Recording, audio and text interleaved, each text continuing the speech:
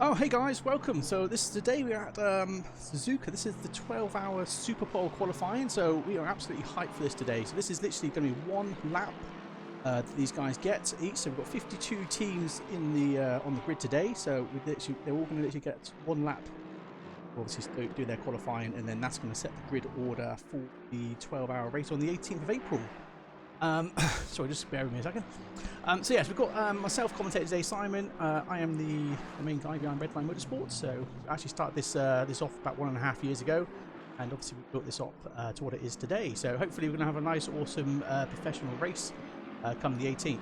Anyway, I'm joined with George. So George from South Africa. How you doing, mate? How's it, Simon? Good to be back here again. Yeah, absolutely. Yeah, it sure is. So yeah, so that's George there. So also got Mike Jones in with us from the US. How you doing, Mike? Yeah, Simon, glad to be here. Obviously just joined up with RLM very recently here to hopefully start getting stuff for the US crowd going and joining in for Suzuka. Hoping to have a good qualifying today. Absolutely, yeah. So Mike's just joined us literally the last few days. So he is going to be setting up races for the US time zone. So he's got his first event up on our website at the moment for Hungary. So that's the 25th of April. So I think that is at 11 p.m. BST, isn't it? So yeah, so that's 3 p.m. Pacific time. Sorry, PST. So yeah, so pretty awesome for that to see how that goes. And obviously, if that works out well, then we will obviously open up championships and stuff for obviously our US friends. So yeah, also in the box we've got Ryan. Hello, Ryan. Hey Simon, it's great to be here for the qualifying, of course. The Superpole qualifying before the 12-hour is going to be in a week's time. Yeah, absolutely. It's going to be absolutely awesome. So, like I said, I mean, today everyone is absolutely thrilled. We'll see this Superpole. It's one of a kind. Normally with a proper Superpole, you obviously get two laps, but this time you're just literally going to do one warm-up lap and then you've got one shot. You obviously set get your best lap time in and obviously set the grid ready for the 18th. So yeah, there's a lot of pressure on the guys who are racing today for their teams. Obviously we can't wait. So yeah, also we've got Nick in the box with us as well. So how you doing, Nick? So he's also. Hey, great. Yeah, just coming in from the States. I'm just happy to be in the box with everybody here.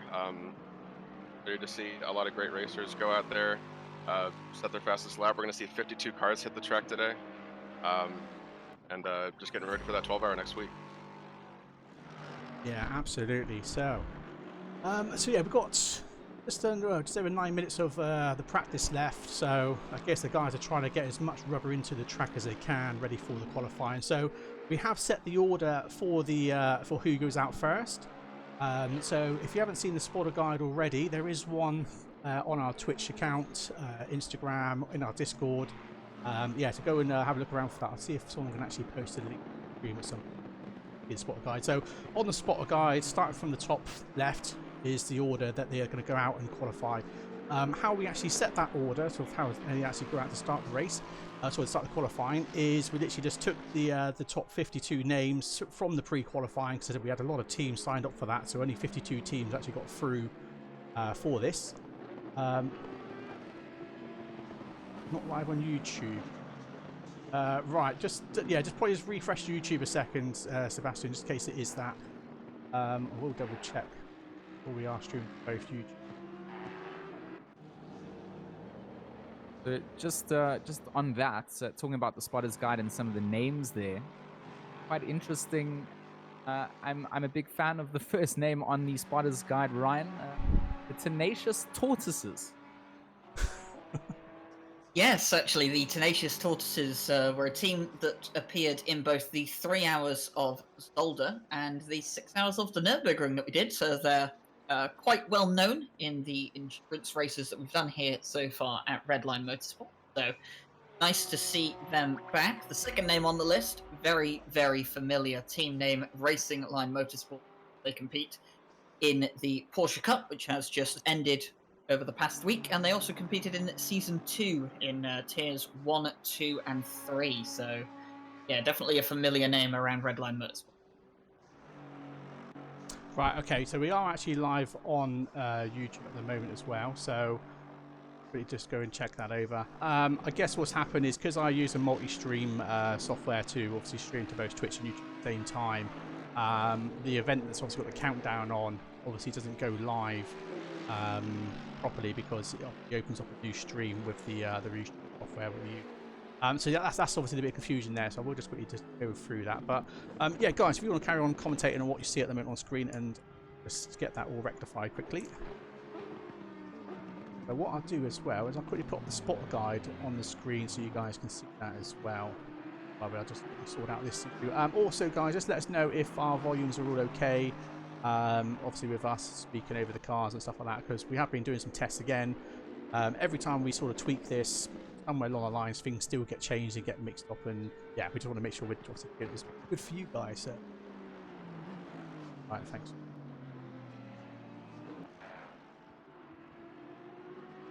Looking down the spotter guide, though, George, is there any names on the spotter guide today, or any team names in particular that that you're looking at who could maybe have a shot at pole position today? I mean, it's really just a bunch of names that I'm getting more and more familiar with. Really, I'm more interesting and I get more involved with the RLM family. Kevin Saklari is someone that I've always been a bit of a fan of. That he's here qualifying for his team, so definitely someone that I'll be rooting for on my end. And yeah, I'm actually kind of just hyped to see what everybody can do with one-time lap out there. It's gonna be tough out there, especially considering you have, you know, a one-shot lap. If you mess it up, you go off track. That's it. Your lap's invalidated. You will be starting right near the back of the grid. So you know you have to take it careful out there, but at the same time you can't afford to take it too careful because then you will find yourself near the back of the grid with low lap time anyway.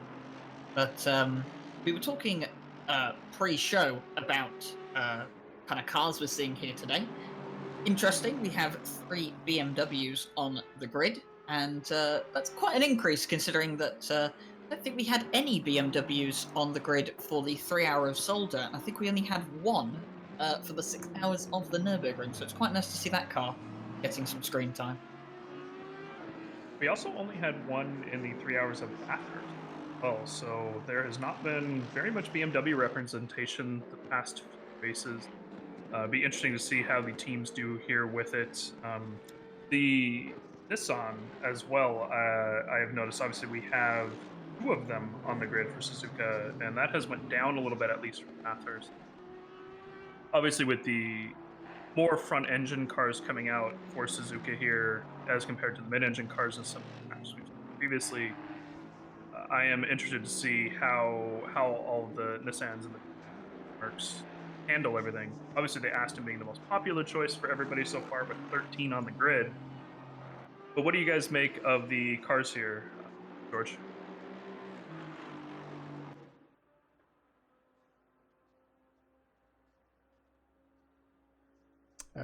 George, hang on a minute. Looks like we just... Have they? I don't know if the guys are just doing a quick restart.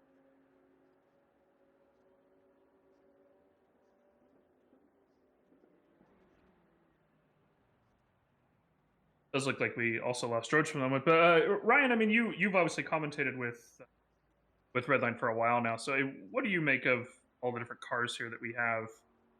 It's obviously a very different track compared to Nürburgring and Bathurst, for example. What do you make of the default towards the front engine cars here in comparison? I think it is really interesting. I mean, when we did season 2, we saw a heavy bias towards the Aston Martin, you know, toward the front end of the car selection. The Aston Martin filling about 40% of the cars across all 5 tiers. So it absolutely dominated in terms of car selection. Didn't do that well in terms of performance across the whole season. We found that out as we went on. But like you said, the Suzuka is a very different track, and we did have a 1.5 hour race on Suzuka not too long ago. We did see some good performance out of the Aston Martin from that. So yeah, it's going to be interesting to see how they do today. It's kind of important to note that I believe it is the Aston Martin that is running a BOP change, is it not? It is, I believe, and Simon may have to correct me on this, but we do have the Aston as well as the Mercedes actually getting a very slight BOP change inside the server here for the race. Found that it was just a touch too strong and kind of balance it out a little bit. And it's obviously very popular, both very popular. As mentioned, there's 13 Astons on the grid and 9 Mercs on the grid, which are the highest percentage across all cars. So even still, very comfortable picks around here. Yeah, absolutely. So yeah, sorry about that, guys. Looks like there has been decided to do a quick server restart to obviously start with fresh tarmac, so no rubber in for the qualifying by the looks of it. So yeah, that's the reason behind that. So yeah, hopefully they will forward the session on in the next 3 minutes to the qualifying, and then we'll start the Superpole. So like I say, we've got these guys are going to have literally one shot at it, so they're going to have the first warm-up lap, and then they'll be straight out to do their hot lap. If they invalidate that lap, they will be starting at the back of the grid. So this is literally going to sort of open up a lot of interesting scenarios for this here. So we might see, you know, one guy manage to get that super perfect lap and get that pole position. Where we might see other drivers actually drive like Sunday drivers here just so they don't get last place, as well as obviously other guys really pushing hard and unfortunately obviously going over the track limits and invalidating their lap. So yeah, it's going to be very, very exciting. So just one lap is what they got, so they got a lot of pressure on them. So, you know, obviously you've got the viewers of you guys obviously watching them, as well as obviously their teammates behind obviously rooting for them to obviously set a lap time and hopefully give them a good position for the 12-hour race coming next Saturday. So that would be Saturday the 18th. So we'll be going live at 12 noon BST or 11 AM GMT for some of you. So yeah, it's got a lot's going to happen. So we're very excited to see where everyone's going to sort of end up. So we said we've got 52 cars on the grid at the moment. Yeah, what's your thoughts on this, George and Ryan? What are you guys thinking here? Yeah, I'm hopefully back here. I was having a couple of problems just reconnecting on my end, so hopefully you guys can all hear me here. And yeah, I'm excited for what Superpole kind of holds here, because at the end of the day, it really is going to come down to who has that ability to get themselves around here with a one-shot opportunity. Yeah, and of course, if you have been paying attention to the spotter guide that has been scrolling across the bottom of your screen, or you've had a look at the link posted in the chat, you will be able to see that each car has their race number and then a smaller number just below that. That is the order in which the cars will go out onto the track, which means, as we are not too far away from qualifying, it is going to be the Tenacious Tortoises that head out first. There we go. So yeah, like I said, guys, go and watch the spotter guide. There is in order to the guys going out. And like I said, basically, we took all the guys who obviously got through from the pre-qualifying into the Superpole today. So we put all teams in a hat, and then obviously random generated their positions when they're going to actually go out on track for the Superpole. So yeah, so that's how it's set. So no one's got special you know, privileges from obviously starting later on in the track if the track does decide to rubber in a bit more. Obviously we've got random weather as well, so it could end up raining halfway through the Superpole. So yeah, it's as close to obviously real life as we can get with this add-in. So you know, so yeah, it's literally luck of the draw, I'd say, with obviously the timings that these guys are going to get when they do their hot laps, and what weather conditions and obviously track rubber in conditions will be like. So yeah, again, it's going to be so random. You know, no one really knows what's going to happen until obviously it happens. It's going to be pretty epic. That's all I can say. Yeah. So, Mike, is there anything else you guys want to say about this? So we're just waiting for the guys to forward us onto the qualifying session time soon. You know, I think that it's, like you said, it's going to be a very interesting thing. Having one lap to be able to set your time for the race is interesting. I personally am going to be racing in this race next week with R555. My teammate Marco Winkler driving our Aston Martin across the track today, and he's been really nervous in our group chat, to say the least. You know, he's confident in himself and being able to place a lap, but that pressure of being, you have 1 lap to set a race and you're live on stream during the time. It's definitely a lot of pressure, and hopefully we'll get a lot of good racing out of people today. What do you think there, Nick? Yeah. So the structure of it being only 1 lap, I think it invites a lot of different strategies, as has been mentioned. You have some people that are going to go out there, they're going to put down a safe lap. And then you might see other teams try to push for a pole position. And there's really no limit to how many strategies there are to pushing, because testy structure. Yeah, absolutely. It's like you say, it's so from our findings the other day when we did a race on a Friday as a warm-up event, 90-minute warm-up event at Suzuka. We ran some test settings, and with the weather in ACC, it runs obviously off a certain algorithm, and with the settings we were running, although we prevent from a thunderstorm actually happening to obviously become a proper red flag race, we obviously found a small minor. It isn't really a bug as such. It's basically the fact that when we restarted our servers, we hit a point in that algorithm where all the wavelengths were at their peak, and obviously we basically had a pretty awesome storm, should I say. So the drivers absolutely loved it, so it was an awesome race. But obviously we've had to sort of tame that down a little bit just to try and hopefully not get that sort of going on in a 12-hour race, because it's not going to be fun if people are going to be racing for 12 hours in a storm.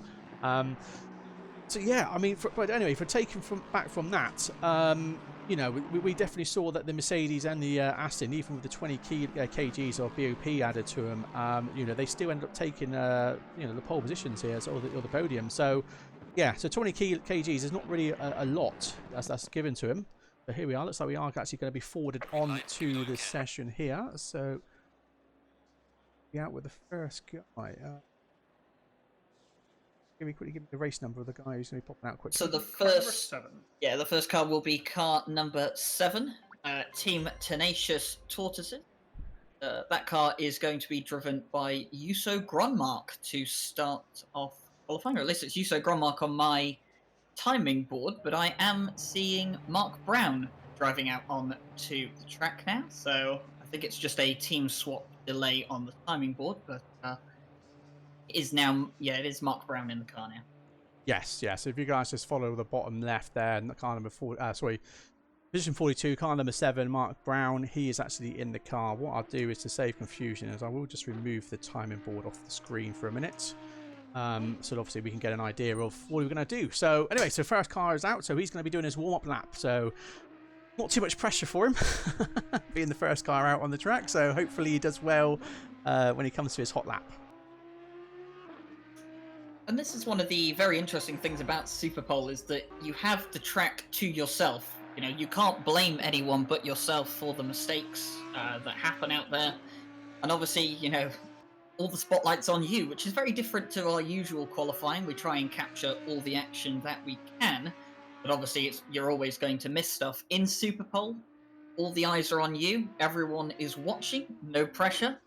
But no one can complain that their laps will get missed today, because they are very much in the spotlight. And as Mark Brown comes to the hairpin now, he's going to have to make sure that he's got those tyres and brakes nice and warmed up. Comes to the last set of corners.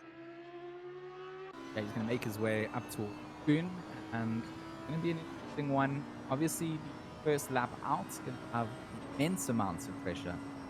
Driver here, not to mention the viewers that are watching, plus Simon mentioned mates and fellow competitors as well, all criticizing and scrutinizing what this Audi does on its lap out. Obviously, like you said, Ryan just going to be using this time to maximize tire warmth and brakes up to where they want them to be.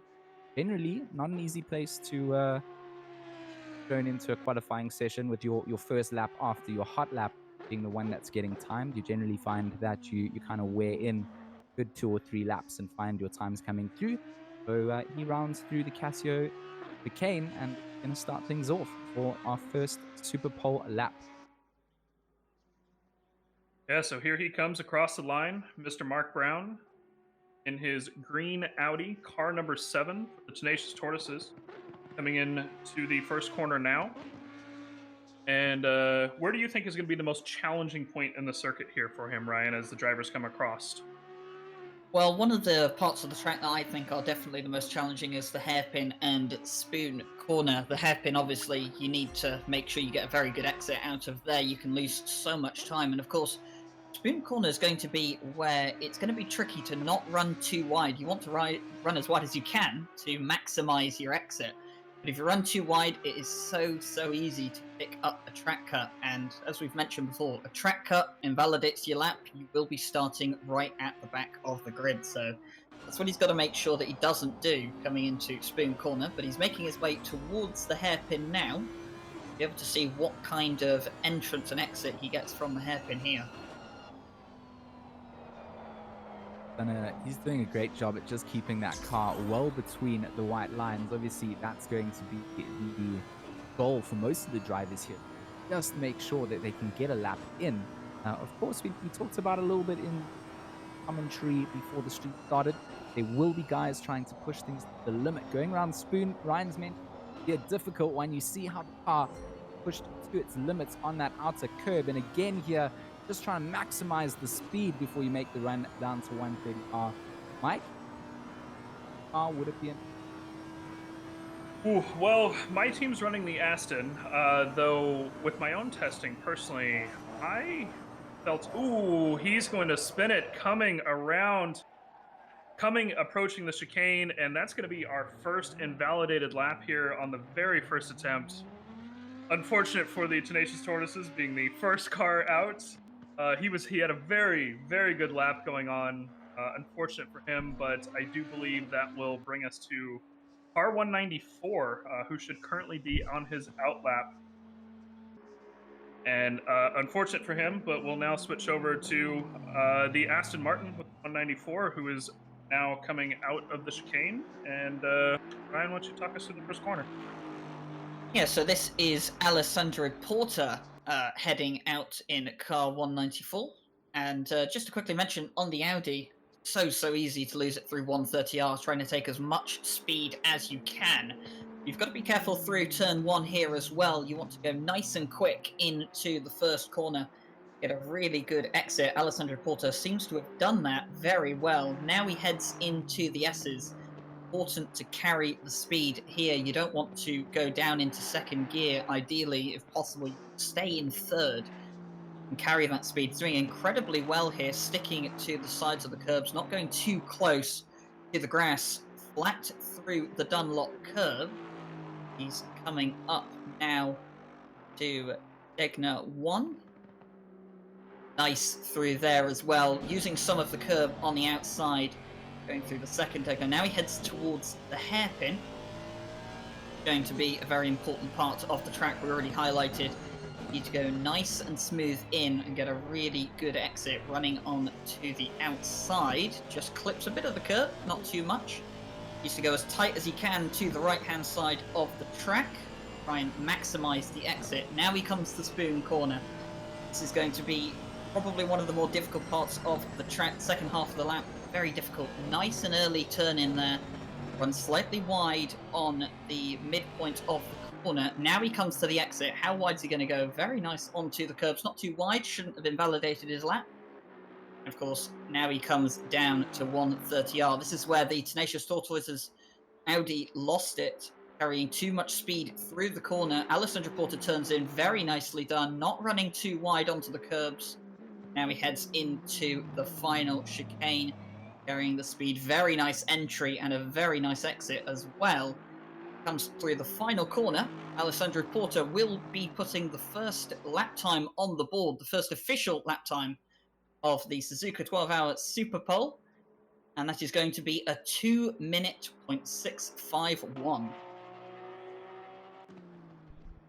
Yeah, Ryan, not a bad lap to set for a first lap here. And of course, now we're switching over to car 899, our first Porsche on the grid. Be driven by I may butcher this name, and I apologize. Mikhail Sundstrom. my U.S. nature doesn't like the Swedish names. I really apologize. I'll do my best to work my way through that. But he's currently coming around the corners here. I actually really enjoy this livery on the Porsche. What do you make about Nick as he's coming across into the? Just very tough, very intimidating. I think he is ready to set a competing time against Porta, beat that 2 minute, almost 2 minute flat time that was posted.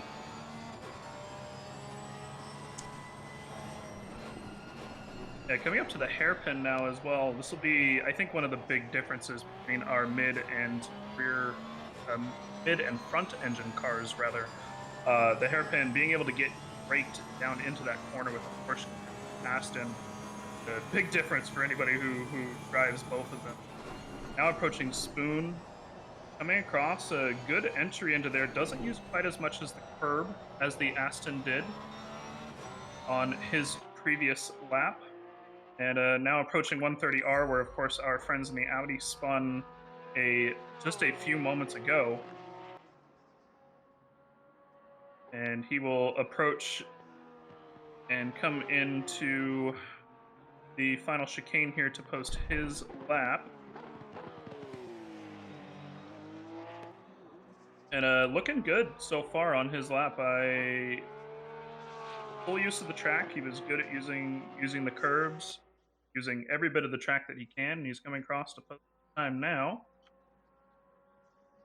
Looks like it will be just ever so slightly faster. It's a 2 minute flat 294 on the 10th board, so about 3.5 tenths faster than our Aston Martin shortly before. And I believe that will bring us out to our first Nissan today, Ryan. Yes, it will. The number 38 car is out on the track at the moment. This one being driven by it is Van der Valk in the 38. This is the Kaz Motorsports entry. The Nissans that we have here on the grid. I believe we only have 2 Nissans participating in the 12 hour, so going to be nice to see the home Japanese car representing its pride here. The Nissan, very interesting entry. Just looking through the first couple of corners, not too comfortable for the Nissan through the S's, a bit more of a struggle than the Porsche and the Aston Martin.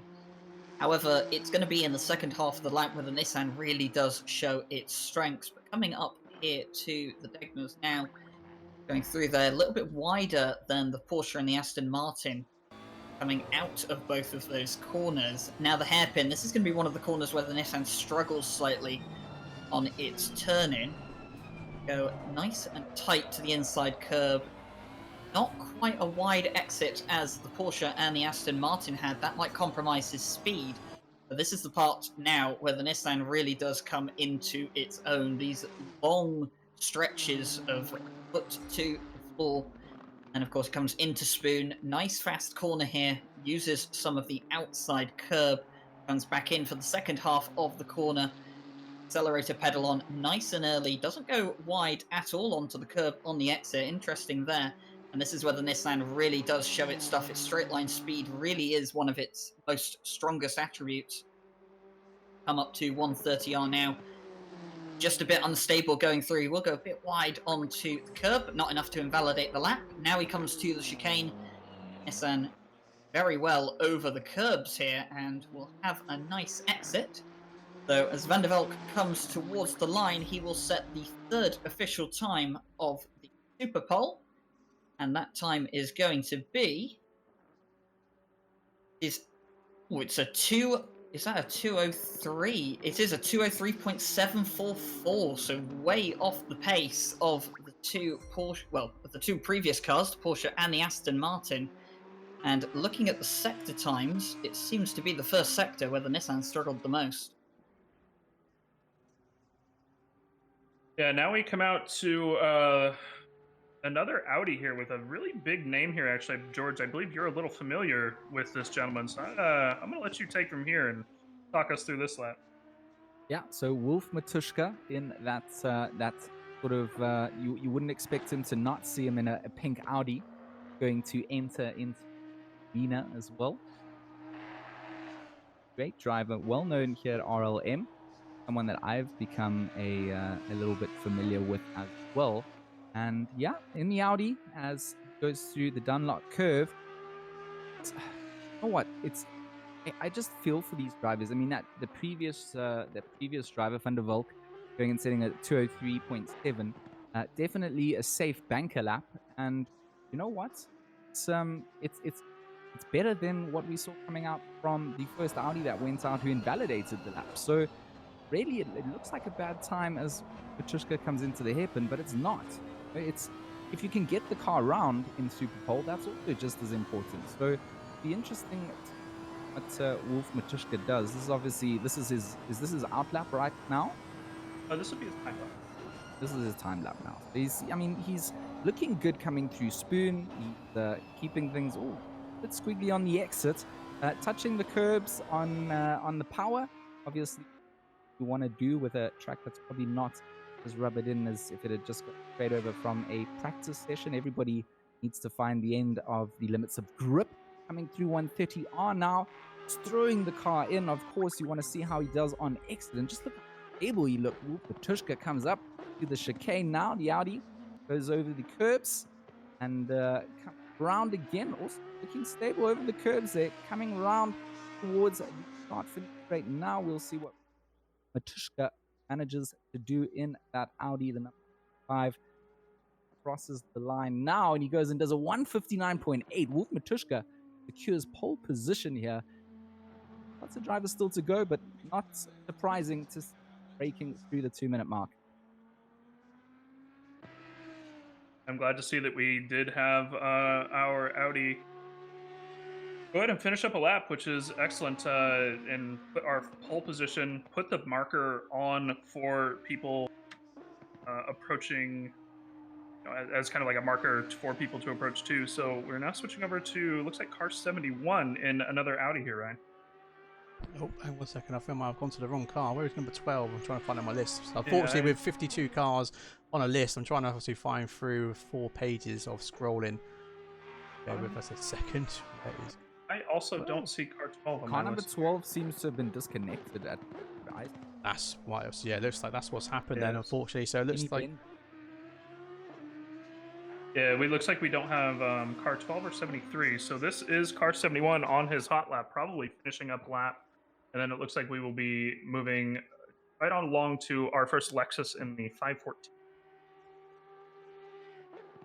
Yeah, so there we go. So yeah, it looks like car 12 did just disconnect, so we are going to stay with car 71. So George, if you'd like to take us through this one, please, as an Audi. Yeah, so a second Audi to view and talk our way through. Obviously started his hot lap, now making his way through the S's, part of the circuit that just requires a nimble balance between the right foot and trying to avoid needing to brake, a little bit of lifting as you carry as much speed as you can. Again here through a very, very fast right-hander unlock curve. Stable part of the track, nothing too untoward, but this is where things start to get interesting. Look how the car comes around on the edge of the grip limits, or making his way again, running very wide edge of the track, hopefully not running outside of the track limits. They are quite lenient towards the exit. Coming into the hairpin, it's all about line, carrying momentum. Track number 71 is doing just that. So far, a good clean lap coming out. Not quite sure what it will be until he crosses the line, which is exciting for all of us as well as the viewers. Makes his way down towards Spoon. Again, just all about balance. Carry that momentum through and look stable through the curves here in what Wolf Matushka did. But it's all going to come down to what really happens when you go across the line. 130R also not yet been dealt with yet. So a whole new curveball. 71 handles this, throws the car in. Again, looks very stable. These Audis seem to love 130R at the moment. We saw first use it. But for the Casio chicane now, 71 Ismail will go across the line very shortly. Let's see how he compares to our other cars on the grid so far. Across the line with a 2 minutes 0.4. Third. Great little qualifying lap. Also in 2 minutes. He close all these drivers are already. It's a great Superpole. Yeah, absolutely. So yeah, we're back over to car 514 now to start that lap. So Ryan, would you be able to take over for the Lexus, please, mate? Yes, I can. Of course, the first of the Lexus cars that we have here today. Quite a few Japanese cars on display at their home circuit.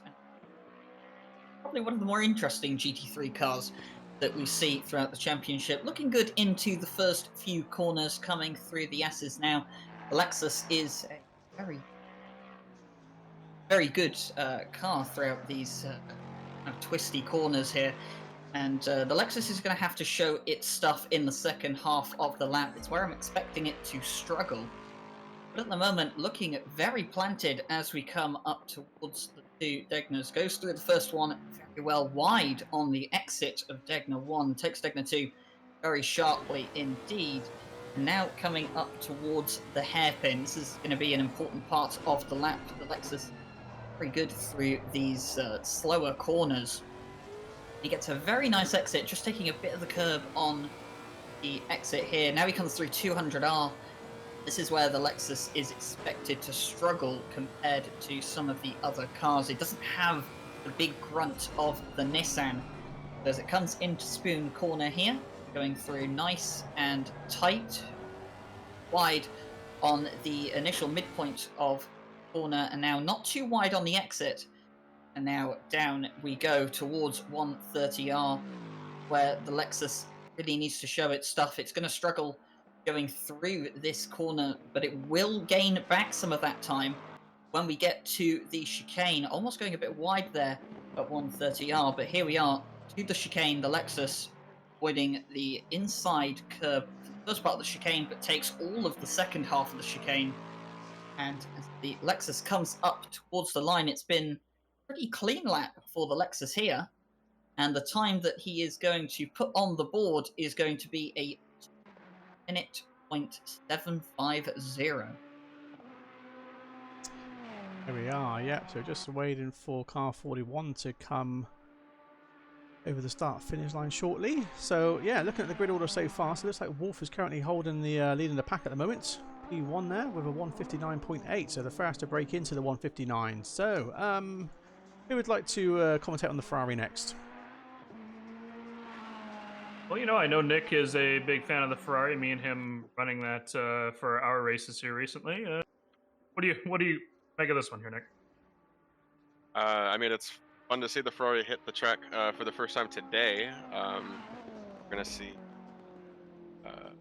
Simmer's gonna be in the S curves here to kind of see how it stacks up against the other cars that have placed their times already.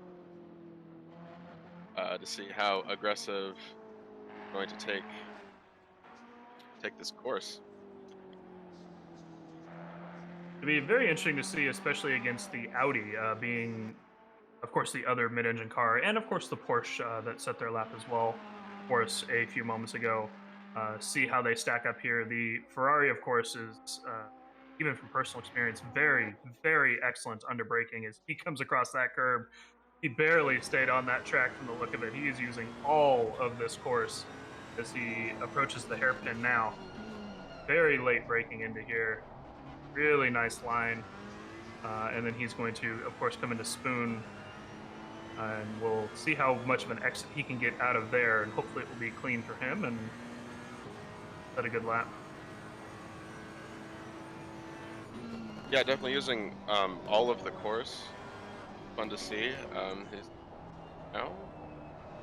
How much speed he can take out of this. It looks very fast. solid. It looks fast in the Ferrari from some of the onboards that we saw coming in there. I mean, like you guys said, you guys are the Ferrari experts. I'm not too au fait with it, but he's looking like he's getting quite a big lap at the moment. Yeah, so he's, of course, approaching the final chicane now. Going to come across the final corner and come across the line. Again, using the entire track here in this kind of off-white, green, black livery car 41 Ferrari here. Gonna come across the line, and looks like the time posted is pole position. by almost 5/10 above the Audi. So one excellent lap from this Ferrari. That is a 59.370 as we switch over to our next car, I believe in a BMW this time, and we'll see how this stacks up against the Ferrari here, Ryan. Yeah, the first of the BMWs out on track. It is the 72 car. And just to mention on the Ferraris as well, the Ferrari goes so well over the curbs. It can attack this track ultra aggressive. And you could definitely see that in the fact that the Ferrari's first sector was quite good compared to some of the other cars we've seen out here today. But we're focusing on the BMW at the moment. Lovely black and gold livery that we seem to have here on the BMW. And this isn't the car that we see very often in ACC. Obviously, it doesn't have an extremely favourable BOP, unlike some of the other cars. But it is nice to see it making a bit more of an appearance on the Intercontinental circuit. And he's looked not too bad through the S's and into Degner 1 and 2. Looking pretty comfortable, actually. Especially considering what I've heard about this car. A very planted looking BMW right now. And like you said, great to see it showing its face here at Suzuka. We do not get to see a lot of them racing around. And Batty here taking the first one out on the circuit under the pressure of the Superpole here for RLM. Everybody else in front of him has set a time. It's for him to now see what he can do. Coming to Spoon, BMW looking pretty comfortable again. I'm going to say it again.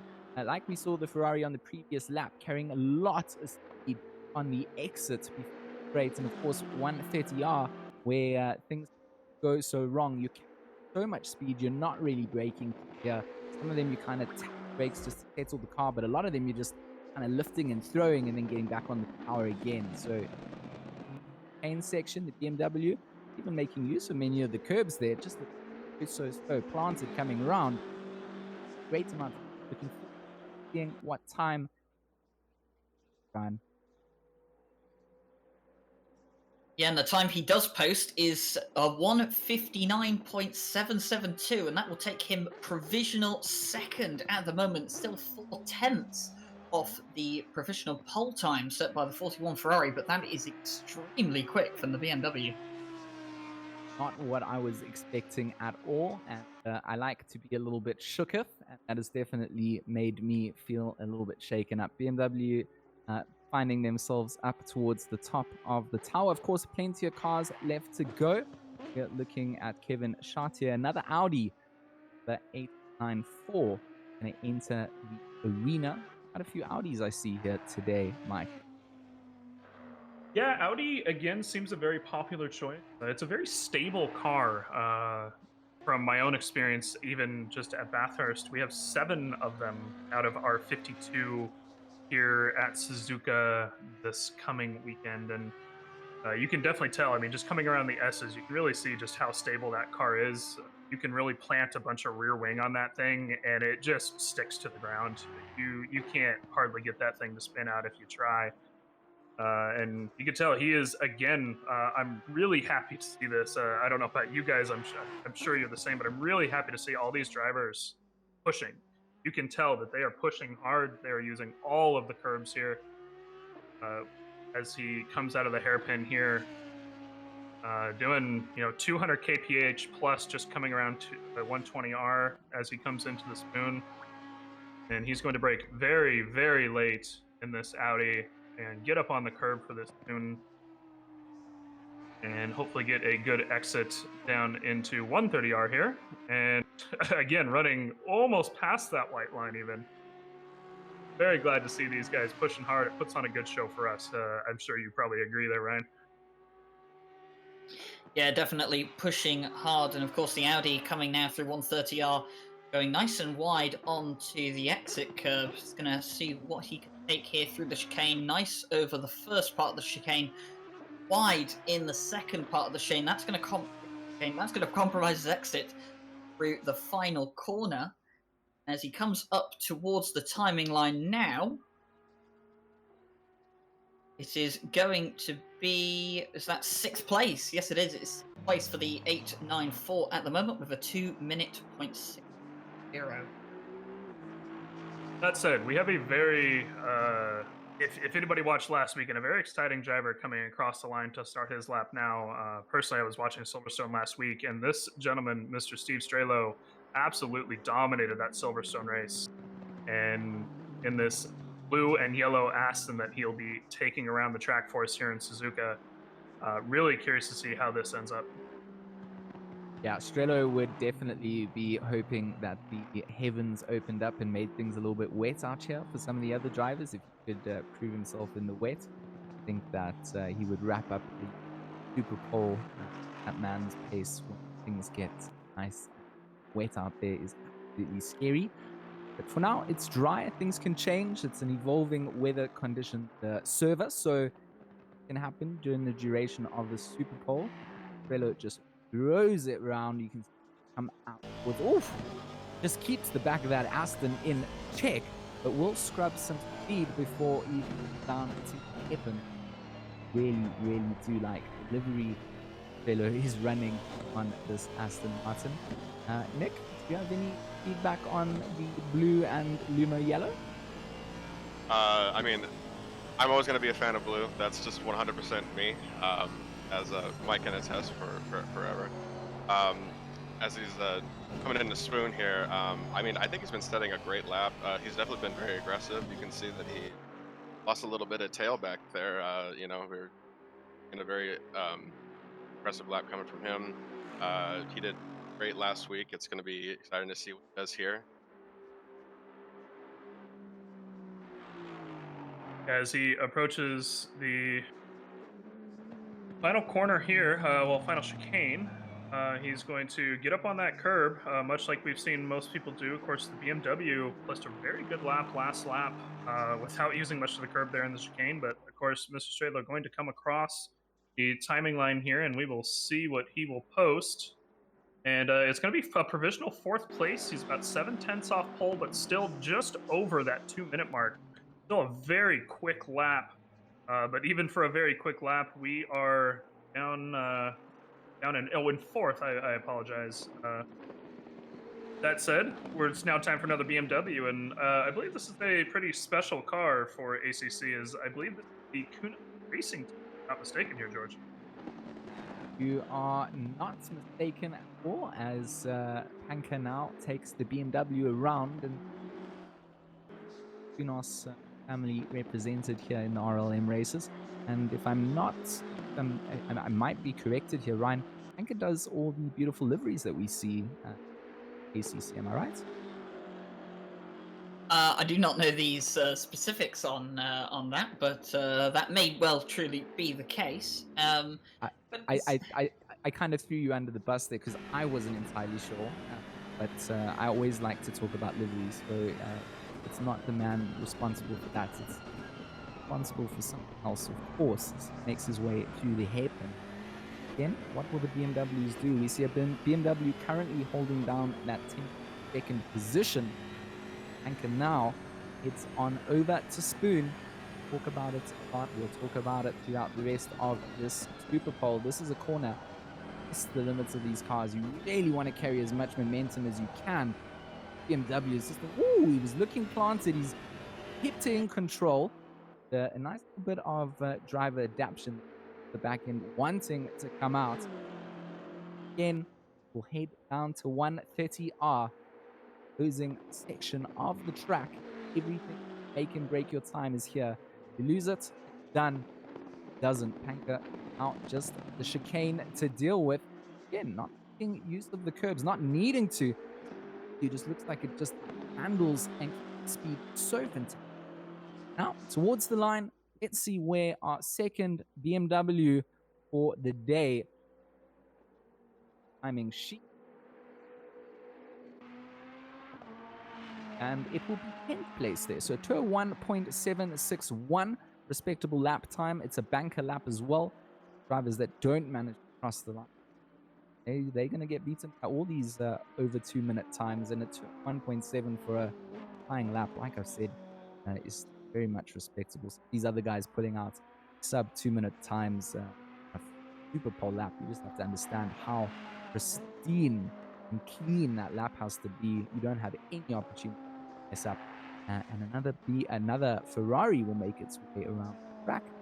Ryan, Ferraris, you're going to take over from our American fans over there. I know they've talked about it before, but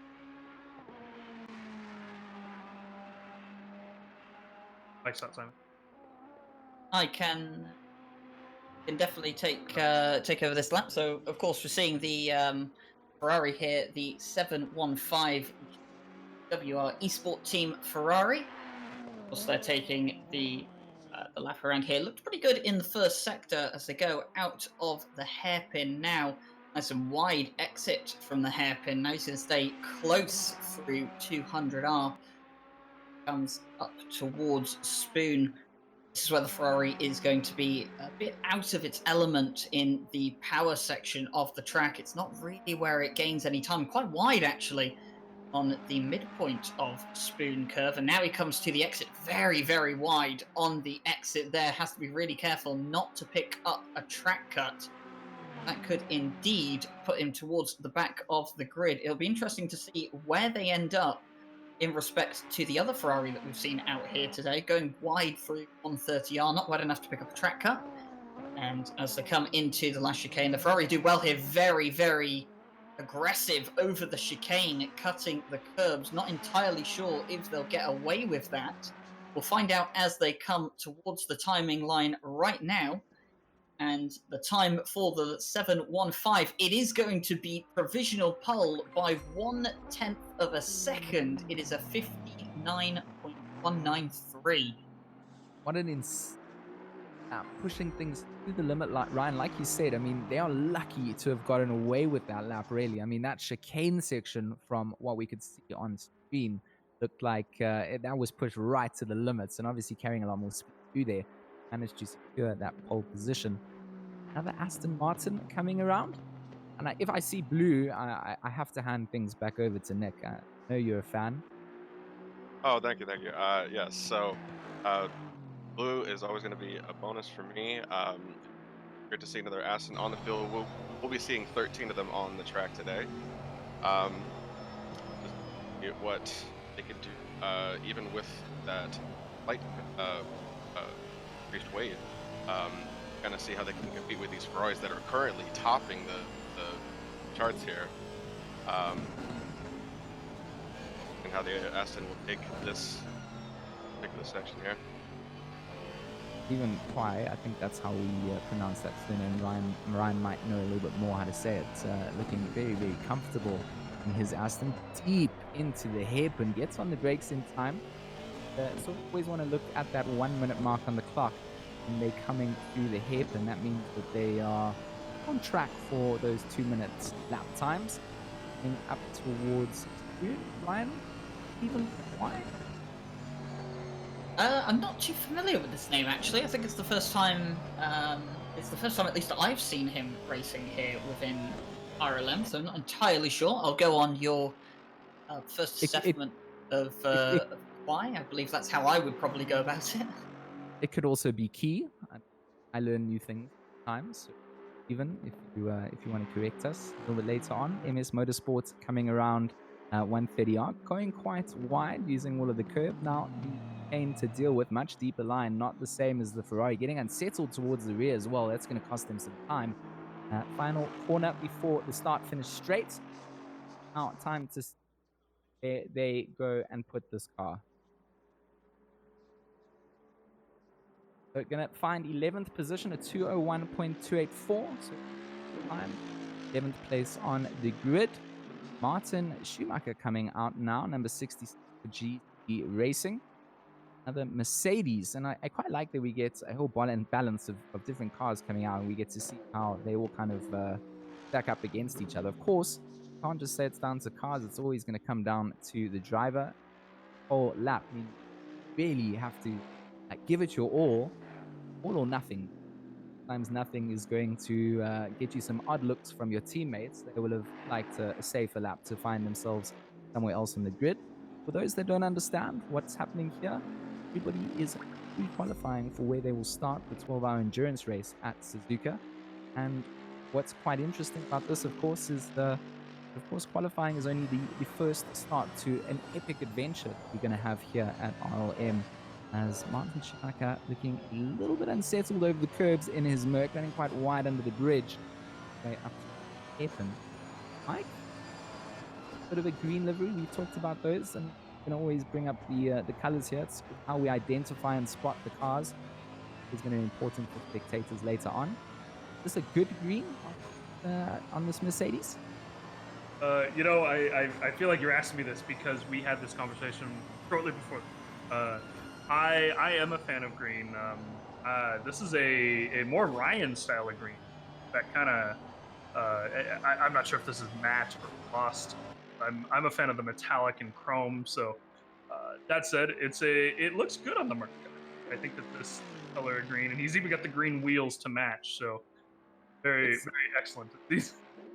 It's sort of like an army styled Merc here. I feel it's got a little army vibe to it.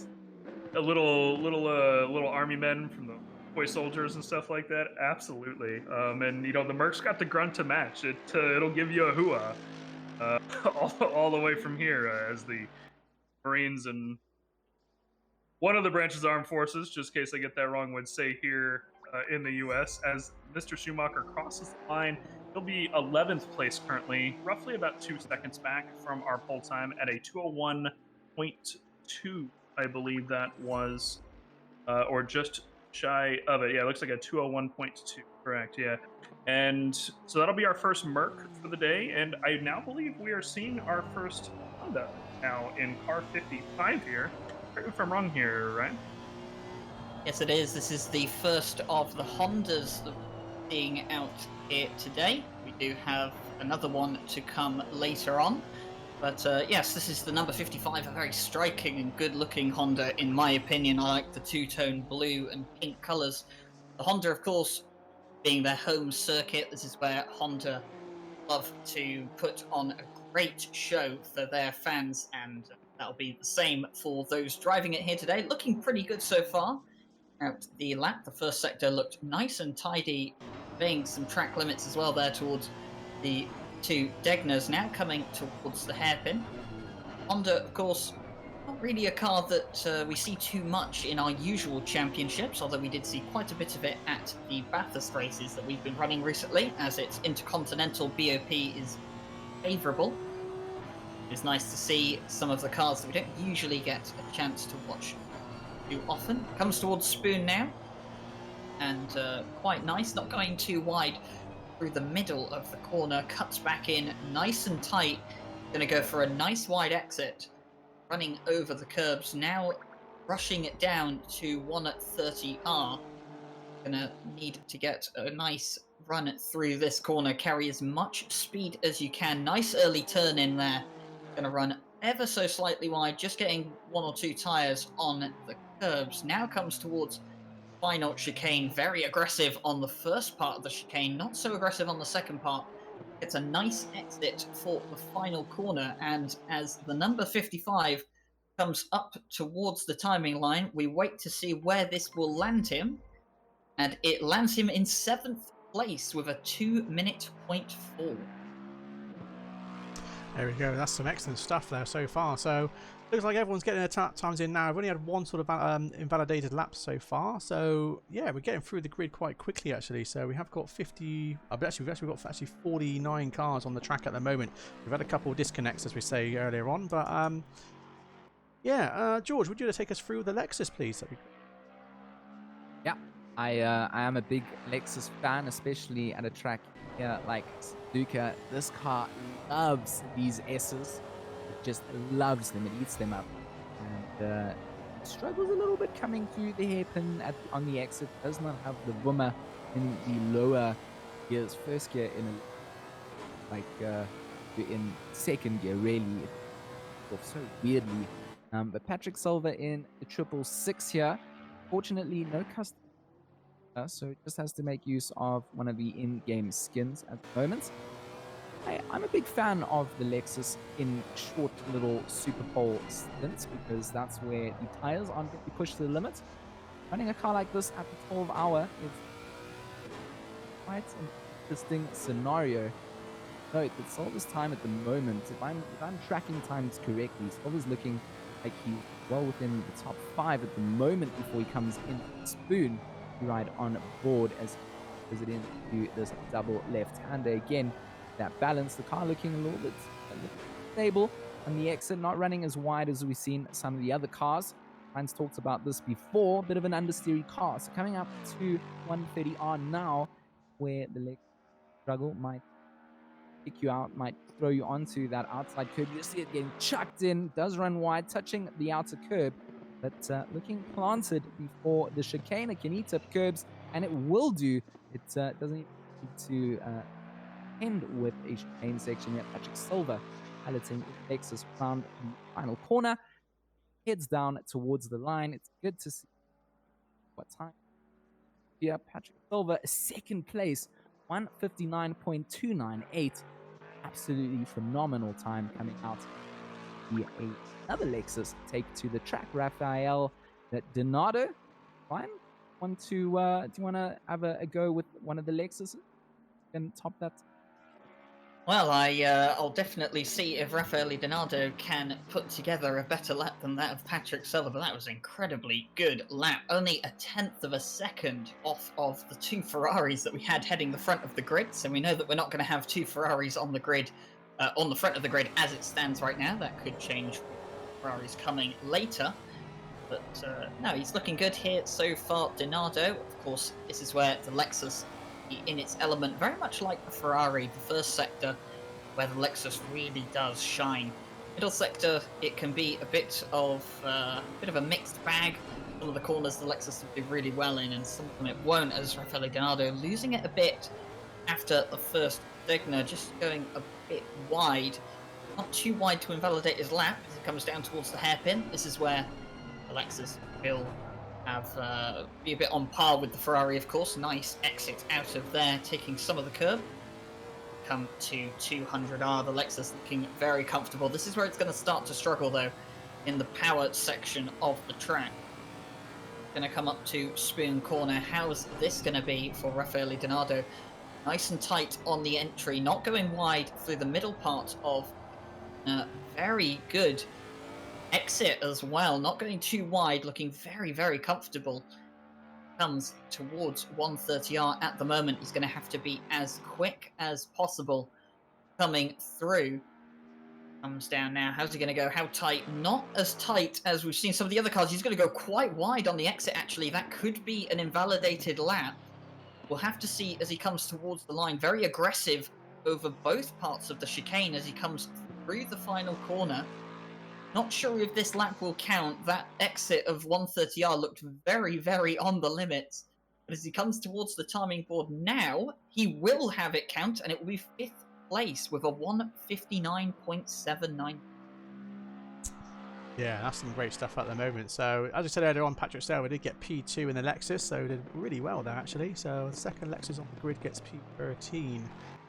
Sorry, no, second Lexus on the grid, sorry, actually gets P5. Actually, I just missed that one there. And then we've got another one in P13. So, yeah, looking pretty awesome so far on the grid. So, George, would you like to take us away for this next car, please? It looks like we're on another Lexus.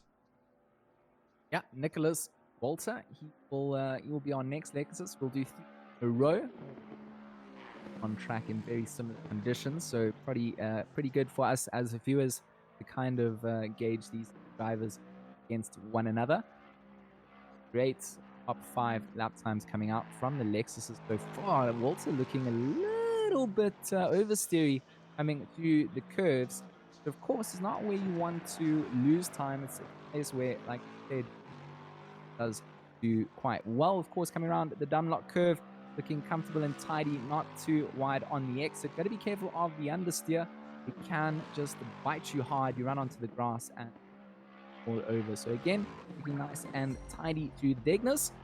Lexus does not mind the curbs, provided that you attack them fairly. Up to the hairpin. Again, we'll analyze the inside line. You just see all those tire marks of where the drivers have all pretty much stuck to the same line. And nice at the end through going towards 200R. Lexus Suzuka, talked about it, I'll say it again, definitely one of the quicker cars to have a look out for. Will be interesting in the long endurance race to see how it treats tires. About that sort of stuff when we get closer to the race. But for now, on the Exeter Spoon, using as much track limits as deemed necessary. Half of them used, as Walter here needs to be careful not to run too wide. We saw this Lexus can be a bit of a handful on the exit here. He's looking very much more in control. Snap down the anchors for the chicane. The curbing. Lexus can come around the corner where Walter finds himself. So 3 Lexuses to quali after each other. Walter going to cross the line with a 1.6, a little bit off the pace, finds himself down in 16th position moments. So not profitable as the previous Lexus runs were. Not everybody is going to have that kind of skill, luck out on track. Crossing over to Tom Pottage, the 777 Aston Martin for Open Visor Racing Club. Yeah, Mike, would you like to take over for the Aston and go through about Tom Porridge? So these guys are from Open Visor Racing Club, as you said, OVRC. So they do a lot of stuff for Race Room. One of the guys, the owner of Open Visor Racing, is actually one of the devs for Race Room. So there we go. Yeah, so take it away there, please, Mike. Yeah, I actually didn't know that. That's really awesome to know that they're even crossing into the ACC stage here, coming from Race Room, and of course Mr. Pottage's teammate here, Sebastian Brunier, I believe is how you pronounce his name. Someone else can correct me if I'm off on that. I know he does a lot of racing with RLM here, so it's good to see these guys on the track here as Mr. Pottage is coming up, starting to approach the hairpin. Definitely pushing. You can tell he is pushing as he is hitting all of the curbs on exit. And of course, as George mentioned earlier, we want to see roughly about that minute mark coming out of the corner. And you'll notice as the live cam came out in the hairpin, we were at about 58.5 seconds. So this is looking like a very, very quick lap for the 777 Aston Martin here. As he approaches Spoon, again, using all of the track here. Hopefully he will get a good exit, as that Aston will show its strength, of course, at all times, everywhere, but specifically down the straight. Aston, just a very stable car in general. It likes hitting those curbs, unlike the Lexus that we watched the most couple previous there. They hit the curbs and they would get a little unstable. Not seeing any of that with it. Aston Martin as he approaches the final chicane here, coming into the final corner, and he's approaching the timing line. We will see where this posts. Will he be the fastest Aston and beat Mr. Strelo today? Cross the timing line. He will not. Actually, about give or take about 0.8 back from Strelo from earlier. He is about 1.5 seconds off of first place with 13th, running a 2-minute 0.7. And I believe that is going to turn us over to another chain of Astons here with car 444. A little bit of a different livery here. We went from silver and blue to bright white and red. What do you make of that there, Nick? It is a nice difference. The silver looks good. The white also looks, I think, white and red. Solid take, especially for Japan. I'm seeing a little semblance. Maybe not as bright of a red, but the white and red does work for Japan. So yeah, we'll be seeing when you exit the S's here.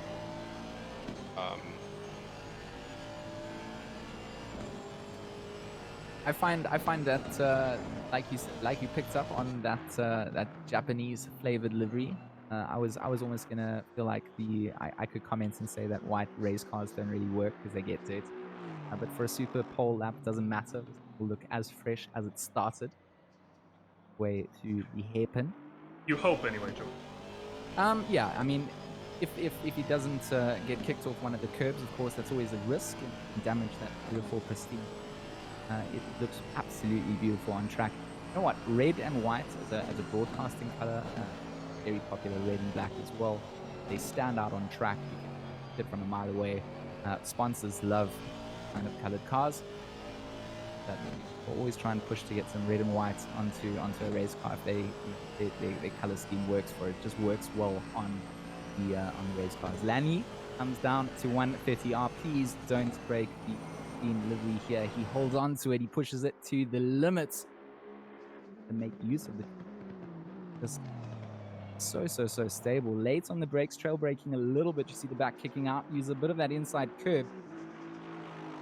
Comes it off into space, but Thomas Lanny going to go across the line very shortly. Number 444 for Mr. Apex Racing Team, where he does a 201.272, so that's going to put him into 16th place. We then begin to follow on to Paul Maguire, Aston Martin, silver shimmery livery, different color scheme going on. So of course, this is time for all of our viewers to pick their favorite driver and car, not to do with their time or it's also the colors of the car. If they've got red in the livery, it's obviously faster. Ryan, do you feel that red makes cars faster? Well, the red car is definitely one of the more popular cars. If you look throughout history and across all sorts of motorsports, red cars seem to be quite prevalent. But yeah, going for a bit of a chrome look here kind of reminds me of the McLaren Vodafone partnership that used to be in Formula One at one point in time. But looking at the number 17 here at the moment of Maguire, he's going quite well at the moment. Nice with the S's. Has taken the Degner corners very well. Not too wide, not too unstable. Now he comes down towards the hairpin. One of the more tricky elements of the track here. Nice entry into there. Not very tight to the curb, but he is going to get a comfortable exit. Comes to 200R now. Something to mention real quick, Ryan, just to interrupt you really quick. I have noticed the track seems to have upgraded its grip level finally, so we might see a little difference in our speeds over the next few laps here. What do you make of that? Yeah, of course, the track will start to grip up more as more cars have gone out onto the track, and it is later in the day. So that's an interesting point that you do note on, that the track conditions have now changed to optimum conditions, and this is one of the benefits of going out later in the session, but it can also be one of the drawbacks as well, because see, there's that much more pressure now that you have the better conditions, that you have to get a better lap time. So, sometimes it's best to go out first, sometimes it's not so much, but as we see the number 17 come through the final corner and onto the start finish straight, he's going to come up towards the timing line and is going to be a 2-minute 1.4, lands him in 18th place. Yeah, and I believe now we're going to be switching over to, I believe this is our second Merc of the day, actually. And this is going to be car number 144, Russian Bears Racing Team, driven by my game seems to not be loading it, but driven by a purely Russian team here in this Mercedes. And he is, of course, coming through the S's. Right now, that Mercedes using those curbs very nicely. I ran it a little bit at Kialami a couple weeks ago. It was a car that really handled those curbs very well. So I suspect we will see him making full use of those around his hot lap here at Suzuka there, George. Yeah, Grigory Ivanov for the Russian Bears Racing. A silver-themed car with a dabble of what looks like a bit of burnt orange to me. So another livery to be able to identify number 144 Russian Bears as they come down to that hairpin. Of course, we've talked about those grip levels increasing. Just why we look out towards that rubbered-in hairpin. Switch to trackside cameras and watch this lap. I really would like to add in some split lap timing or like live split times as well. So great for us as commentators to have, split deltas and see where these guys are comparing to some of the other lap times that are out at the moment. But for what we've got at the moment, we just can go off pretty much what the viewers can see. So there's no inside insight kind of try and gauge some of their times as he goes around 130R onto the curbs. Like you said, it doesn't really matter if you are onto the curbs. The chicane now, big handful of curb. Oh, he wrestles this Mercedes round. He does manage to keep it on the track. Gregory Ivanov will come across the line now. Luckily, does manage to save that right at the end, and he will set a 159.9. And you got to ask yourself, if he didn't have a bit of squiggliness to the last little chicane section, it would have been another attempt, which would have found him at 6th place that Wolf Matushka has. Yeah, definitely a little struggle coming out of the last corner. It's from that Mercedes. This is a very, very tight, roughly about 4th to 10th place within about 5/10 of each. Of course, the podium positions for qualifying still just so far ahead. Those 2 Ferraris from earlier, as well as one of the Lexuses, just setting absolute blazingly fast laps. And so now we should be coming into Mr. Grigorov here in another Porsche, right? Yes, Finally. This is the number 4 Porsche. A very striking livery, I will have to say. I like the nice blue body that we have going on here. Very true to the name of the team. Hopefully they won't be doing too much blue flag racing come next week. But I know George loves his liveries, so I know he'll probably want to get a word in on this car. No, it was more the fact that it's a Porsche that I was getting myself excited on my side of the comms booth. Love the Porsche, big Porsche fan. I know that Ryan doesn't like the sound of the Porsche as well, so that gives me the option to talk about my favorite car in ACC. Don't see very many of them. They are quite difficult beasts to handle. Touching on the livery, blue flag racing, fan of the blue, not such a fan of the accented sort of beige that complements them a little bit more there. But you know, I'm not a hater to Porsche, and I cannot hate as he comes his way. It comes down to 130R. This is a tough corner in a Porsche. We've talked about it in other cars. This is, I heard Mike kind of call this a mid-engine car. It's a bit of a stretch, you know. It really does have that lift-off oversteer. That the engine has been moved a little bit more forward from the rear as he comes to the Casio chicane. Keen to see where I think it was the second Porsche that we out comes across the line. Grigorov, blue flag racing, going to cross the line with a tow 1.2, which is going to put him down in 18th place as we switch over to Davide. 192 in a Lexus. The Lexus? Yeah, Is Nissan. a Nissan It's a Nissan. GTR, in fact. Davide Chiesa, racing for Racing Line Motorsport. It's the second Racing Line Motorsport car that we've seen out here today. And, of course, sporting the Nissan, so it's going to be interesting to see where they finish in comparison to the first Nissan that we had out earlier today, which currently sits 23rd in the timing. The thing about this particular Nissan here, and granted, I live about an hour and a half from Mr. Nick, also in the comm box here, but I can hear him giddy from here at the double-toned blue that we've got rocking on this livery. The layered blue, that's awesome to me. I love that my only personality trait in this box is that I like blue. I will ride that to my dying days. I will happily take that. As he's exiting the hairpin here. I did actually want to point out real quick, we do seem to be having a nice pooling at about the 2-minute mark to the 2:01 mark for our Astons and our Mercedes. Do you think that has anything to do with their like added weight?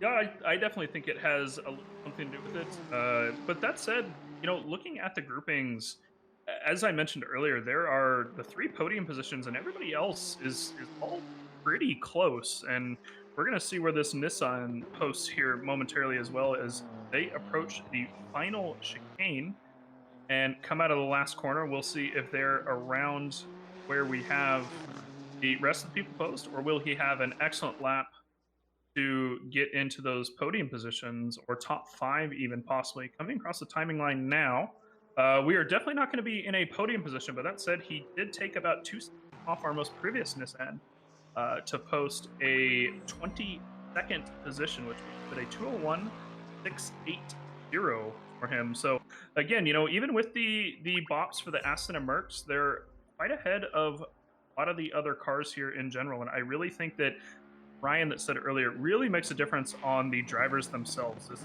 puts all the pressure on the drivers.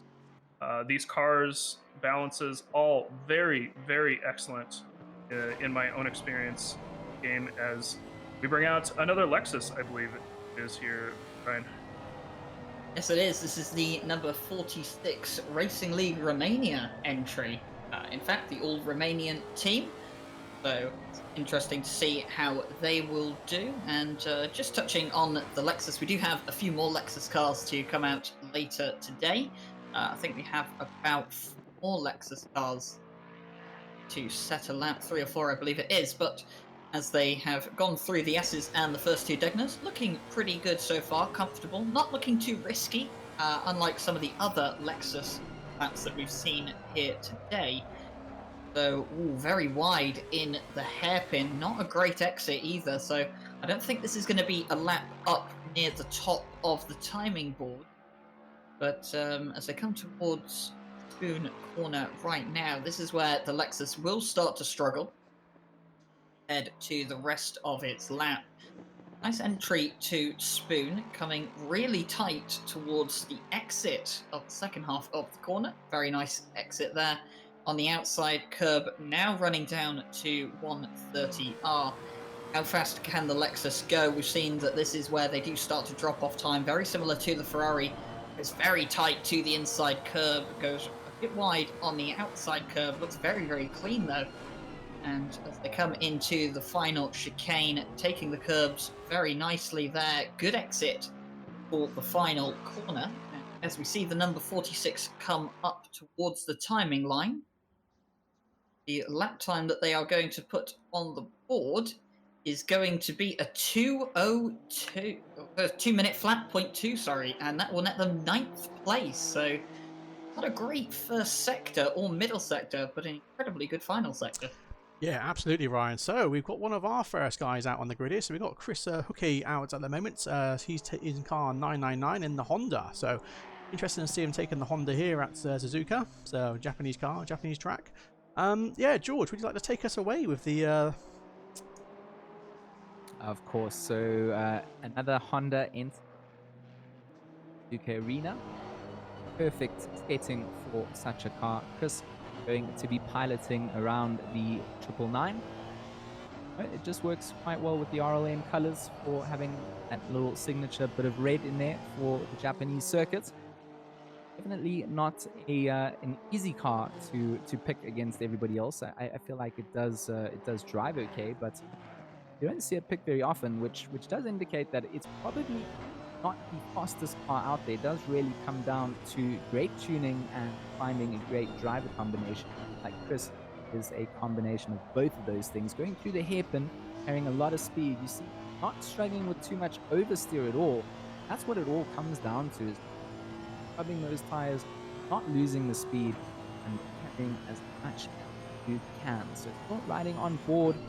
Chris here, it's a great little inside, but going through Spoon, takes it wide, uses the curb, steers the car in. Oh, the back trying to come back out. Chris going to go very wide on the exit. Might be on the edge of the track limits. Hopefully not for his take. To TTR again. Legs does look beautiful. From the outside view, touches the inside curb, goes quite a handful of the outside curb as well before the chicane, back onto the brakes. Puts the inside curb. Go back on accelerator again, round the line. Just okay, let's see what he managed to do. Takes across the line, going to set a 159.9 Honda, so the 8th place, and quite a great lap coming out there. In sub 2 minutes, we'll talk about this again, is a great lap. You look at first, second, and third, they separated by just a 10th. even less than a tenth. Then suddenly between third and fourth, we've got almost 4 tenths. So there's time for someone to edge their way up the order as well and kind of pull things up. The drivers not quite on the pace. They've just set themselves some banker laps. That's okay as well. Following along as Luca pilots around the number 27 for Jean Lacey Academy. Another Lexus. I don't know how many more Lexuses we will. What is the plural for Lexus? Lexi, Ryan? Let's go with Lexi, right? Yeah. I'm going with Lexi. I'm fine with that. Yeah, that works for me.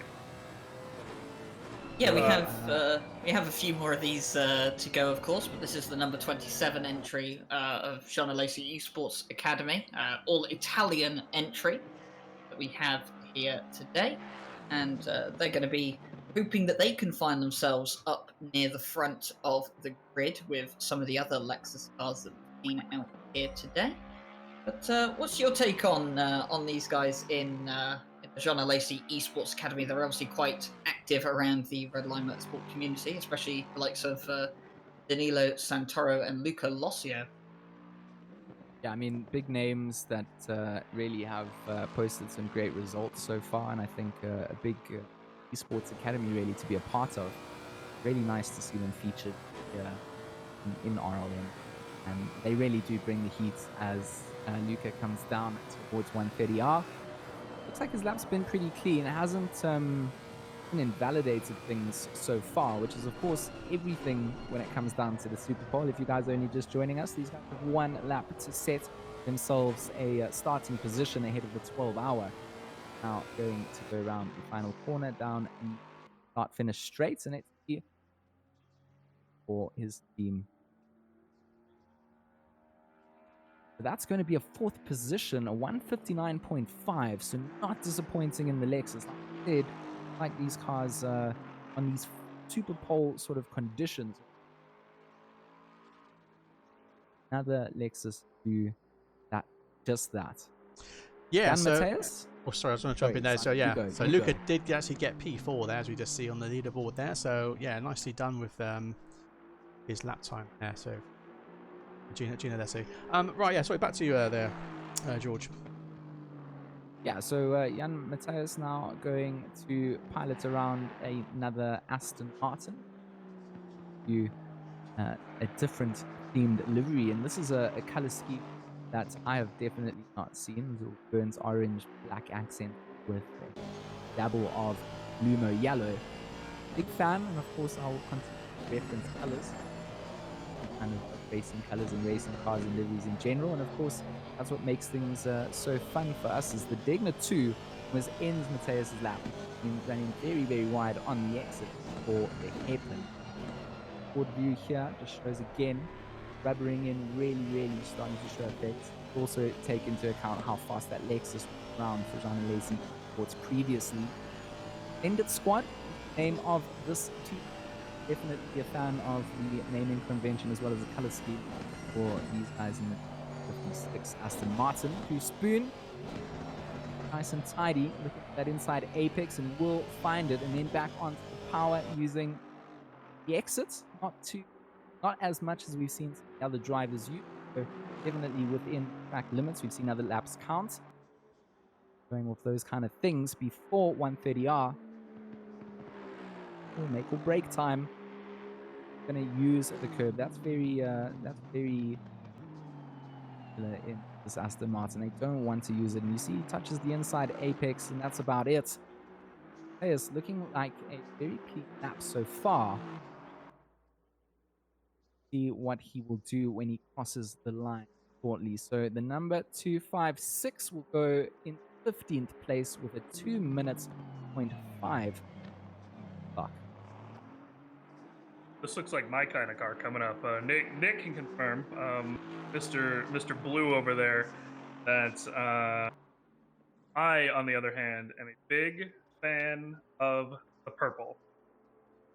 And yes. if I'm not mistaken, this is the big purple Aston coming into turn one here.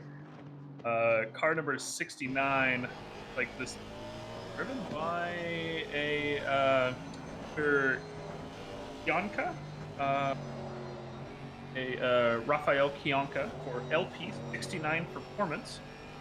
And I am pronouncing that right. It is performance, not performance.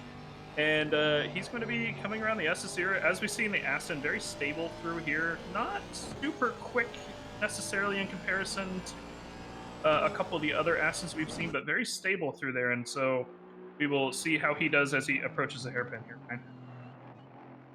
Yeah, it looks quite tidy so far. Have to say, just a comment on the color scheme of this car. Loving the deep purple look and the two different accent colors that we have here. The nice pinkish red color that we have going on, and then of course yellowish green that we also have on this Aston Martin. Works very well, but as we come towards Spoon, he was quite tidy out of the hairpin. And coming in towards Spoon, nice and quick turn in on the entry, very tight towards the inside on the exit as well, taking curb nice and wide. And what we've seen so far lately from some of these laps is that tidy doesn't seem to be the way to go around Suzuka at the moment. Most of the laps that we've seen that have been way towards the top end of the grid have been messy and very aggressive, so it's going to be interesting to see where Rafael Kionka finds this car, the number 69 Aston Martin. Looked good through the last chicane and through the final corner.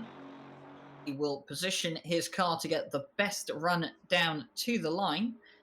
As the number 69 comes towards the line, he will go 15th place with a 2-minute. Not a bad lap by him again. This is kind of what we're seeing out of the Astons today. They're either just a little too tidy and playing it a little safe, or they're getting overly squirrely coming out of the corners and losing a little bit of time there. But overall, again, not a bad spot. The car coming out now will be our car 33 out of 52. So being 15th place, that's middle of the grid. Not a bad place to start. On a Superpole time at that. But we are, of course, now switching over to the 300 Ping Motorsport, which is car number 300 in this bright white Mercedes as he brings it around the S's and down into the hairpin section here. Final corners before that. What do you think here, Nick? Yeah, I mean, he's writing it about how we've seen cars run today. Again, they're going to be pulling in that 2-minute to 1 range. I think extra 20 kilos might be forcing them to play a little more safe. Maybe wanted to make sure they could actually set a time. Obviously, an invalidated lap is going to be a hard blow here for a 12-hour race. And yeah, we're just going to see them kind of lay down those slightly safer times. It's fun to see the two Ferraris at the top of the list there with the two Lexus. Bush is still hanging on to the top time here. Where yeah, we'll be landing within the ranks. Yeah, of course, he's approaching the last chicane now in, again, the 300 car of the Mercedes here, using all of the curbs coming around here, and looks very tidy coming out of the last corner. Should get a good run across the line. Let's see where this puts him here as he approaches the timing line. Crossing that around now, and we're going to put him actually in 12th place, only just over a second back from first, which is not a bad looking lap from our Mercedes. I believe that is the second Mercedes on the grid.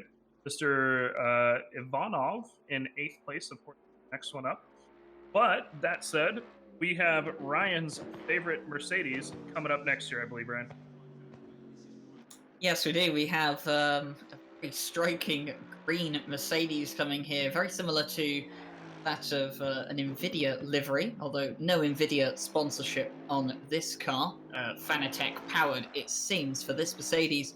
I've already commented in the pre-show that I would have liked to have seen a bit of a darker green from this car, but nevertheless, looks good through the S's so far. As he was saying, the Mercedes probably probably are feeling that extra 20 kilos. But one thing is for sure is that they can't take it too hardly, as we see them go quite wide on the exit of the first segment and quite wide on the exit of the second one as well. Flirting with track limits for sure is 9 Mercedes. Comes towards the hairpin now, nice and tight on the inside. It doesn't go too wide on the exit, in fact. Some interesting lines here for the 4-9 as they come towards Spoon Corner.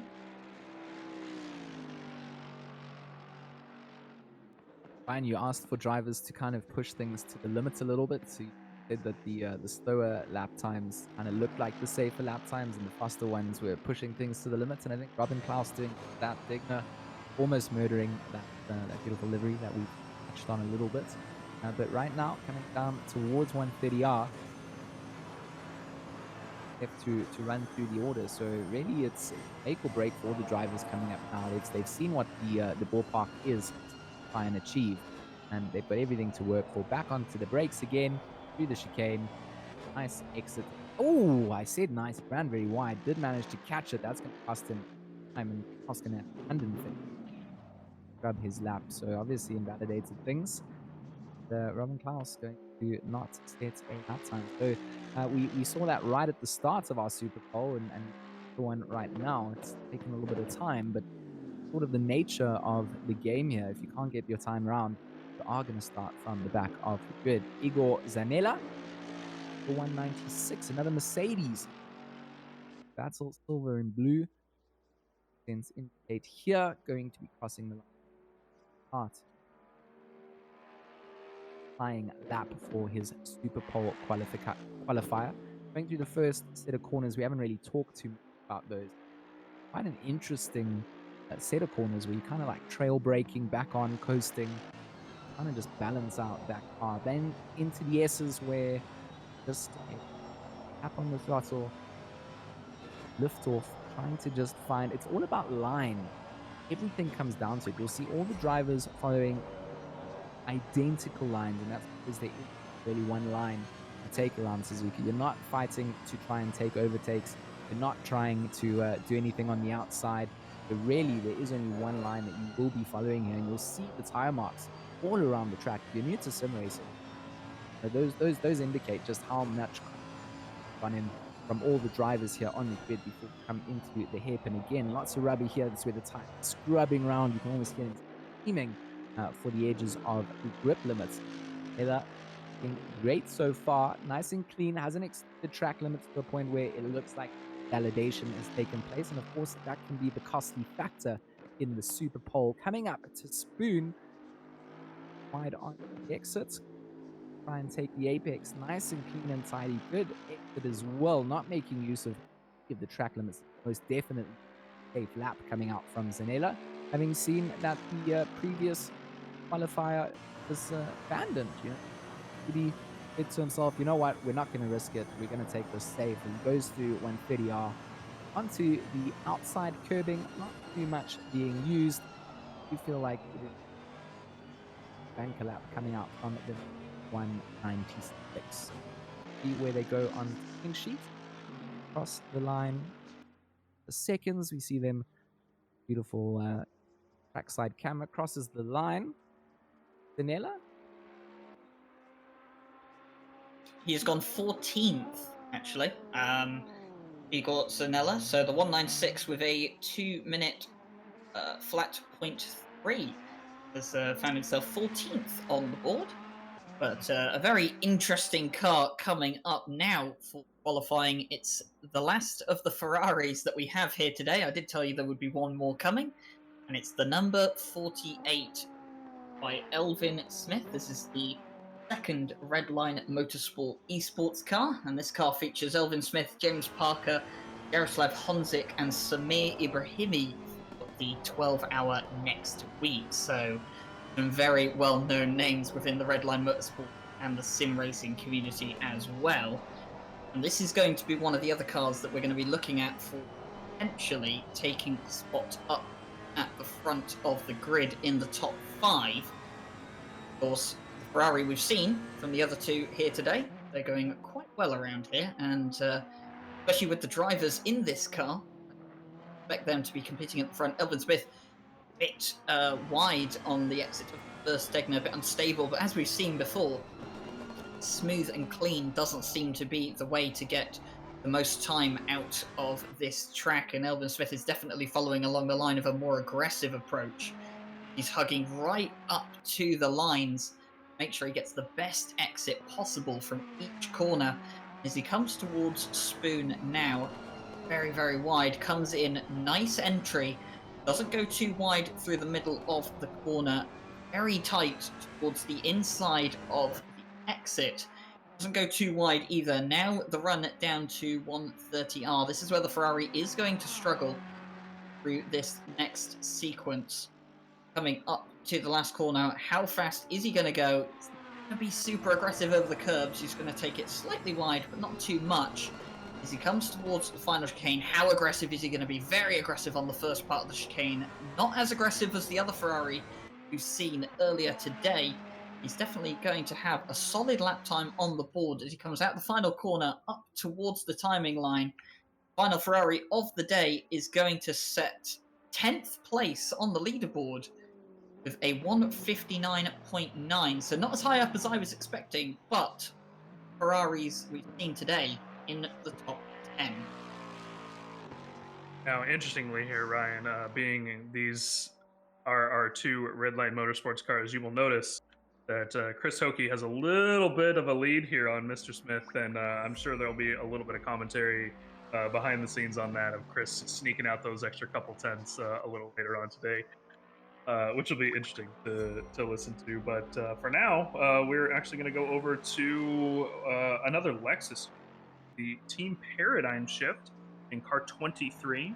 Of course, while Lexus is one of my favorite cars to drive personally, and I love the sound of it, we do have a default livery here, as that is what we are left with Lexus at this current point in time. But a pretty solid lap coming through so far. He did the S's very cleanly as he bounces over that corner there.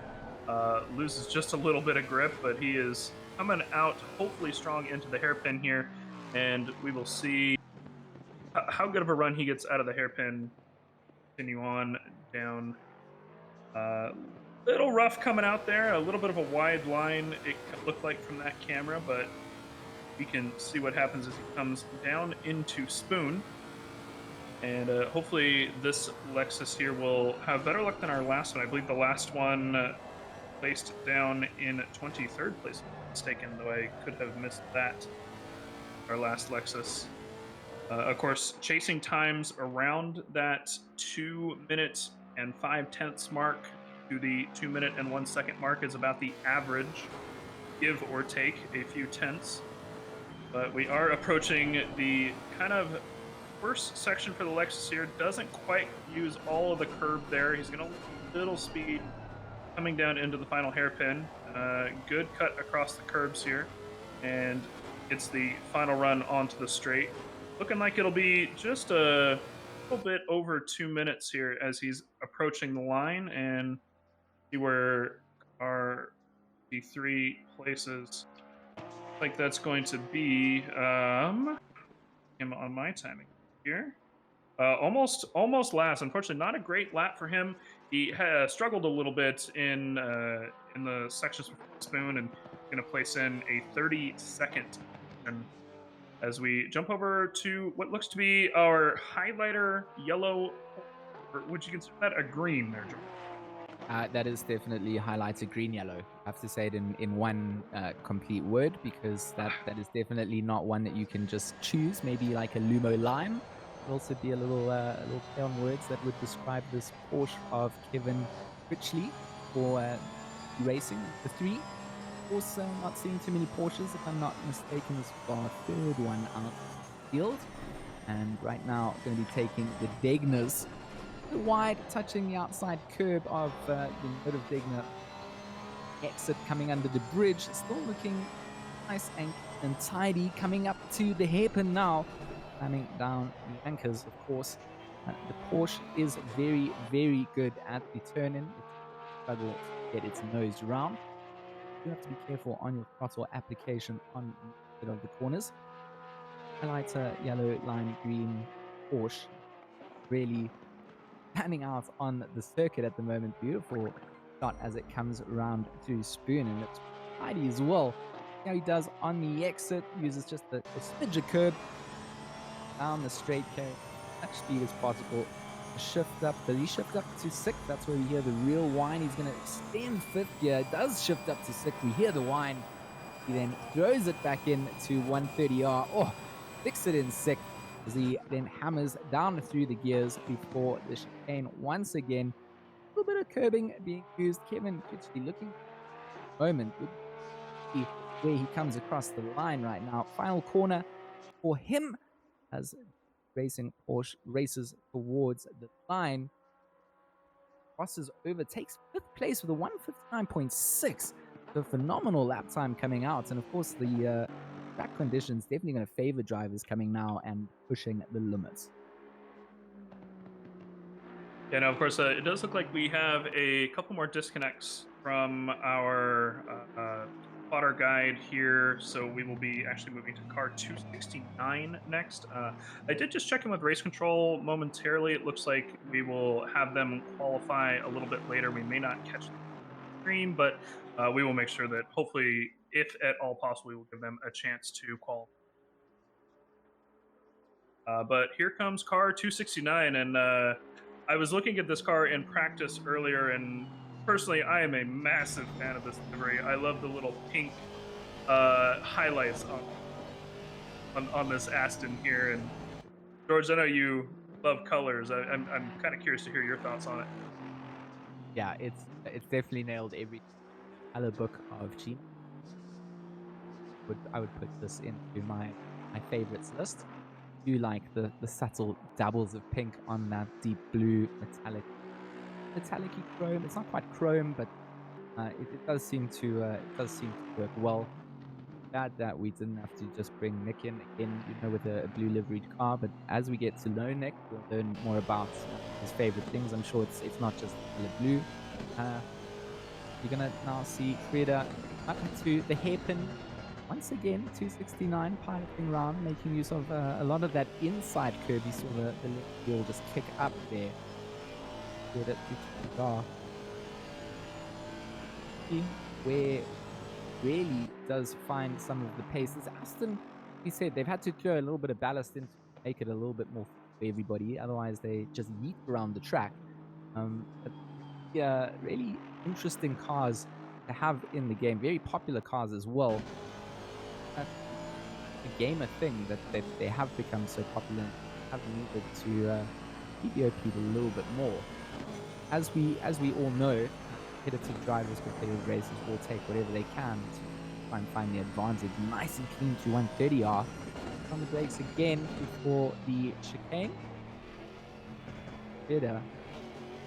Aston Martin onto the qualifying timesheet.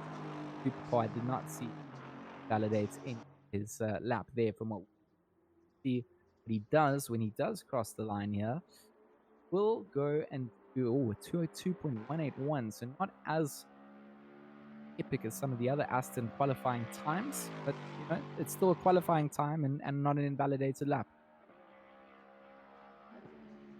And that's kind of always where you like to sit, right? Even if you can't put it on the board. We've only had 2 cars today so far invalidate laps. Our very first Audi out on the board with an unfortunate spin, I believe at 130R, and then we had I believe it was the Aston Martin not too long ago, or it was a Mercedes, I believe, who invalidated a lap and just brought it into the pits. But we've had some excellent performance from people so far, but now, of course, going over to what I believe will be our last Lexus of the day here, Ryan. Yes, this is the 311 Lexus, driven by Christian Manic, driver I'm quite familiar with in terms of our Season 2 championship that we had in Tier 1. And interesting to see him in the Lexus. I've seen him in the Ferrari across Season 2, so it's going to be interesting to see how he goes here. Through the S's, looking quite good at the moment. And comes towards 2 Degners now. It's going to be interesting to see how aggressive does he go. Not too aggressive on the first one. As he comes down towards the second, looks very smooth as well. One of the things that we did highlight is that smooth laps don't seem to be the quick laps, but having said that, I've seen some good performances from Christian Manu in qualifying over the course of Season 2 in the Ferrari, so I'm expecting a good show from him here as well. He goes through 200R and towards Spoon, looking pretty nice at the moment. The Lexus looking very, very stable. Comes in towards the inside, nice and tight on the inside line, goes slightly wide for the middle of the corner, comes back in nice and tight. We'll get a good exit onto the back straight towards 130R. This is where the Lexus will start to struggle compared to the other cars. Comes towards 130R now. How tight is he going to be? Very tight towards the inside curb. Not too wide from the exit. Comes towards the last chicane. To be aggressive on the first and aggressive on the second part of the chicane. Nice exit for the final corner. Where is this going to leave Christian Manu? Looked very, very good in the Lexus so far, and as he comes towards the timing line, he is going to be 11th place. He's going to split the two Redline Motorsport cars. They 1:59.25. It is in fact an identical lap time to Chris Hooker's lap in the Honda earlier on, but of course Chris Hooker will take higher position because he's the first driver to set the lap. Actually incredible seeing two drivers set exactly the same lap times. I always like to see that. You don't really see it all the time. So Darren King to be our next here for the Superpole, the 8-8. And a beautiful red livery just highlighted with some highlighters just to let all the other drivers know that he's there and win some fans over that, like the brighter colors. He's going to curbs. Audi here does quite stable. You know what, it's a car that I feel really matches his driving style, and it can be a handful or it can be completely easy depending on what you're sort of used to in a car. If you're not used to it, it does need setup work. But if you are used to something a little bit more oversteery, the back end coming out a little bit more, definitely a car that favors those kind of drivers. You see as he exits second Degner, the back just drags its way round before they come back to the hairpin again. Slowing things down, the Audi does have acceleration out of the corners, and then you see that sort of 1 minute on the clock mark. A lot of the drivers all in the same sort of ballpark, just splits and tenths and thousands that really separate these drivers, which is this incredible thing. As he throws it now into Spoon, takes it quite wide, touches the outside curb, does set himself up nicely for the inner curb. The outside, or the back end of the Audi, still trying to wrestle its way around to Spoon to again long for 130R, picking up as much speed as possible, maxes out to here as well. Throwing it in, does downshift to fit. The car looking a little bit unstable at high speed, being chucked in. Darren King doing a good job to just keep it on the track before the chicane. Looked like a big cut again.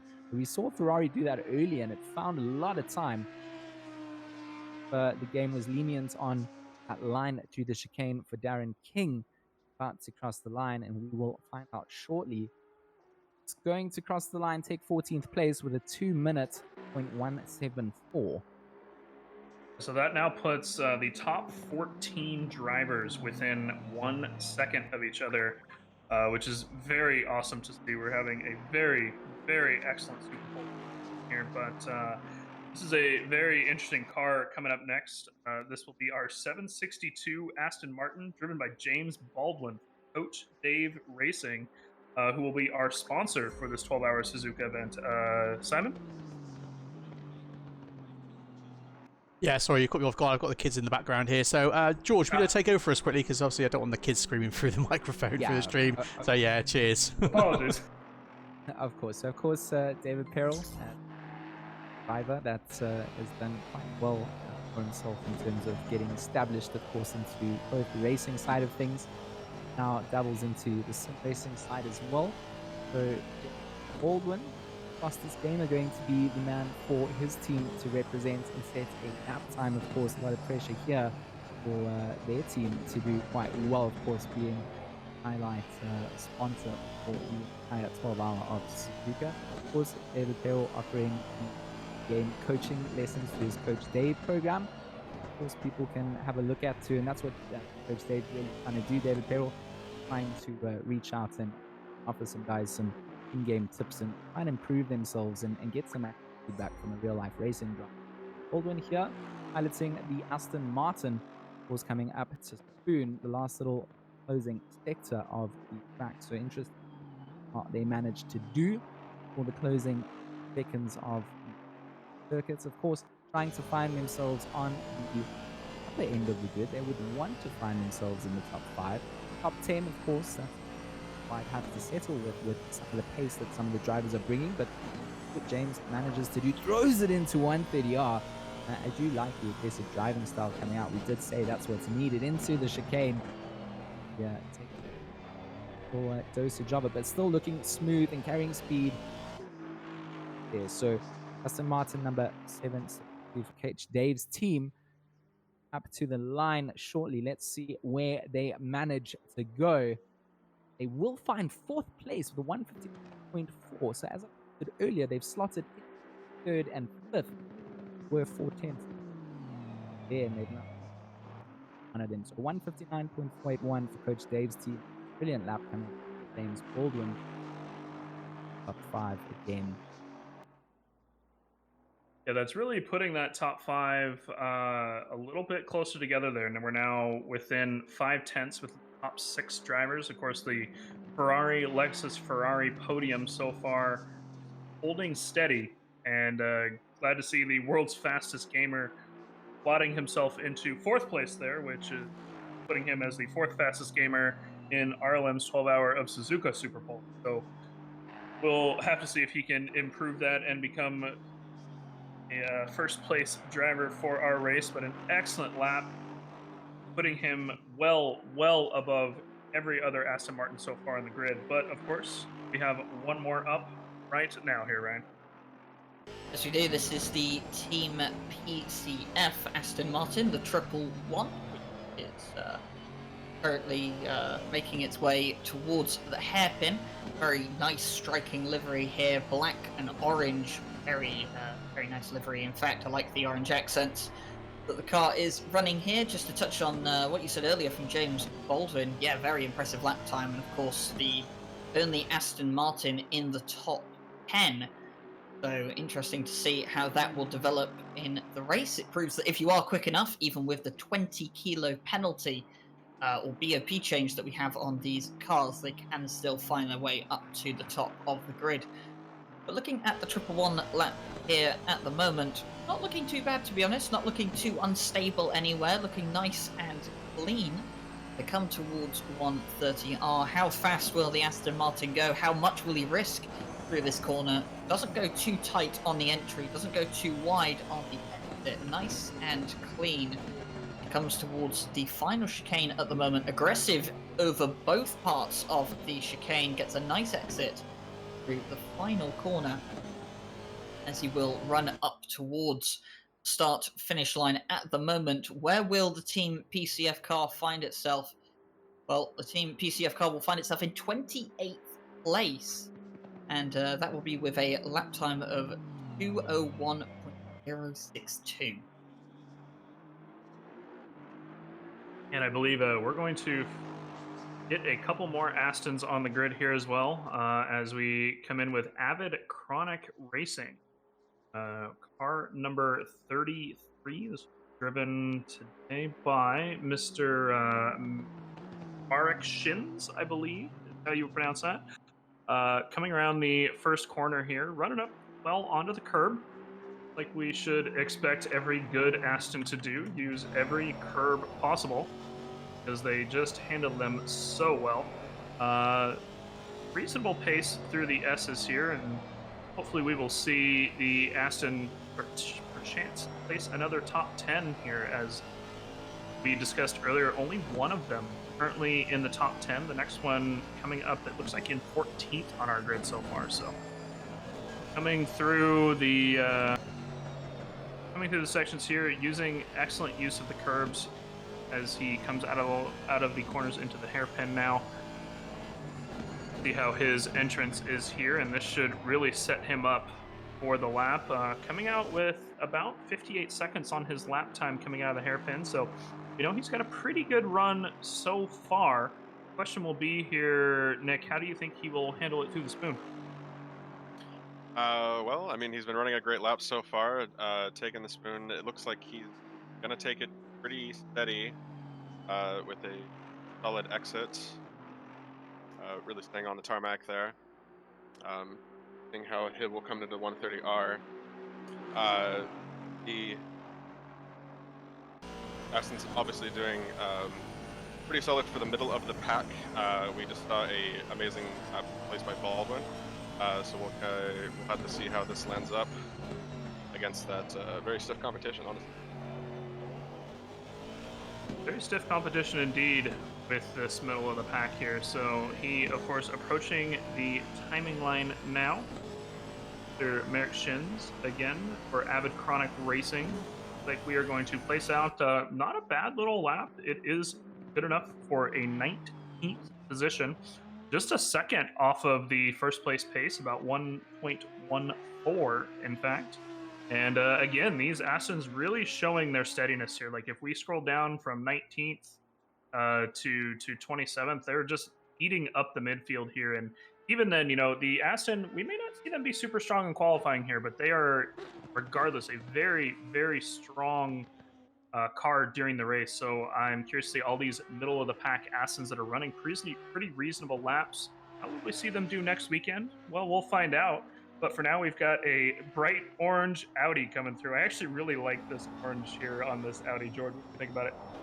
Yeah, I think it's done the right way around as well. You've got the primary color being orange and then sort of hints of white and black, which really does make it quite outstanding. I wanted to also chat about, Mike, your point there on the Aston for Superpole, which might indicate that they don't have that sheer pace off the bat to get things done. I mean, James Baldwin would be an anomaly to take as an example.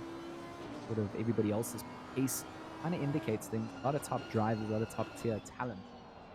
Kind of just indicating that, maybe the Aston isn't just an off the or out of the pocket rocket. But in the long game, that's where things really count. And when you come into the 12-hour, things like the quick Lexuses and Ferraris and things like that, it might see a completely different ball game with how those things handle a full endurance stint race. So Taha Malia here in his burnt Audi will go over the exit of Spoon. Last time for himself in the Superpole lap. Of course, you only got one lap to set, and this will be Malia's attempt for 130R again. Fifth gear, holding in fifth, not shifting up to sixth, but planting it through fifth. You just hear the Audi screaming away, back down through the gearbox, takes again down in first gear, maybe scrubs quite a lot of speed down into the chicane, but then does pick back up. The Audi does seem to get off and move it when you put your right foot down. Up to the line passing or the pit boxes. Mattia will cross the line in 29th place. We'll do a 2:01.011. A very solid middle lap again. We're seeing a lot of these drivers posting around that 2:01 mark. Of course, likely more are Pro-Am drivers, such as myself.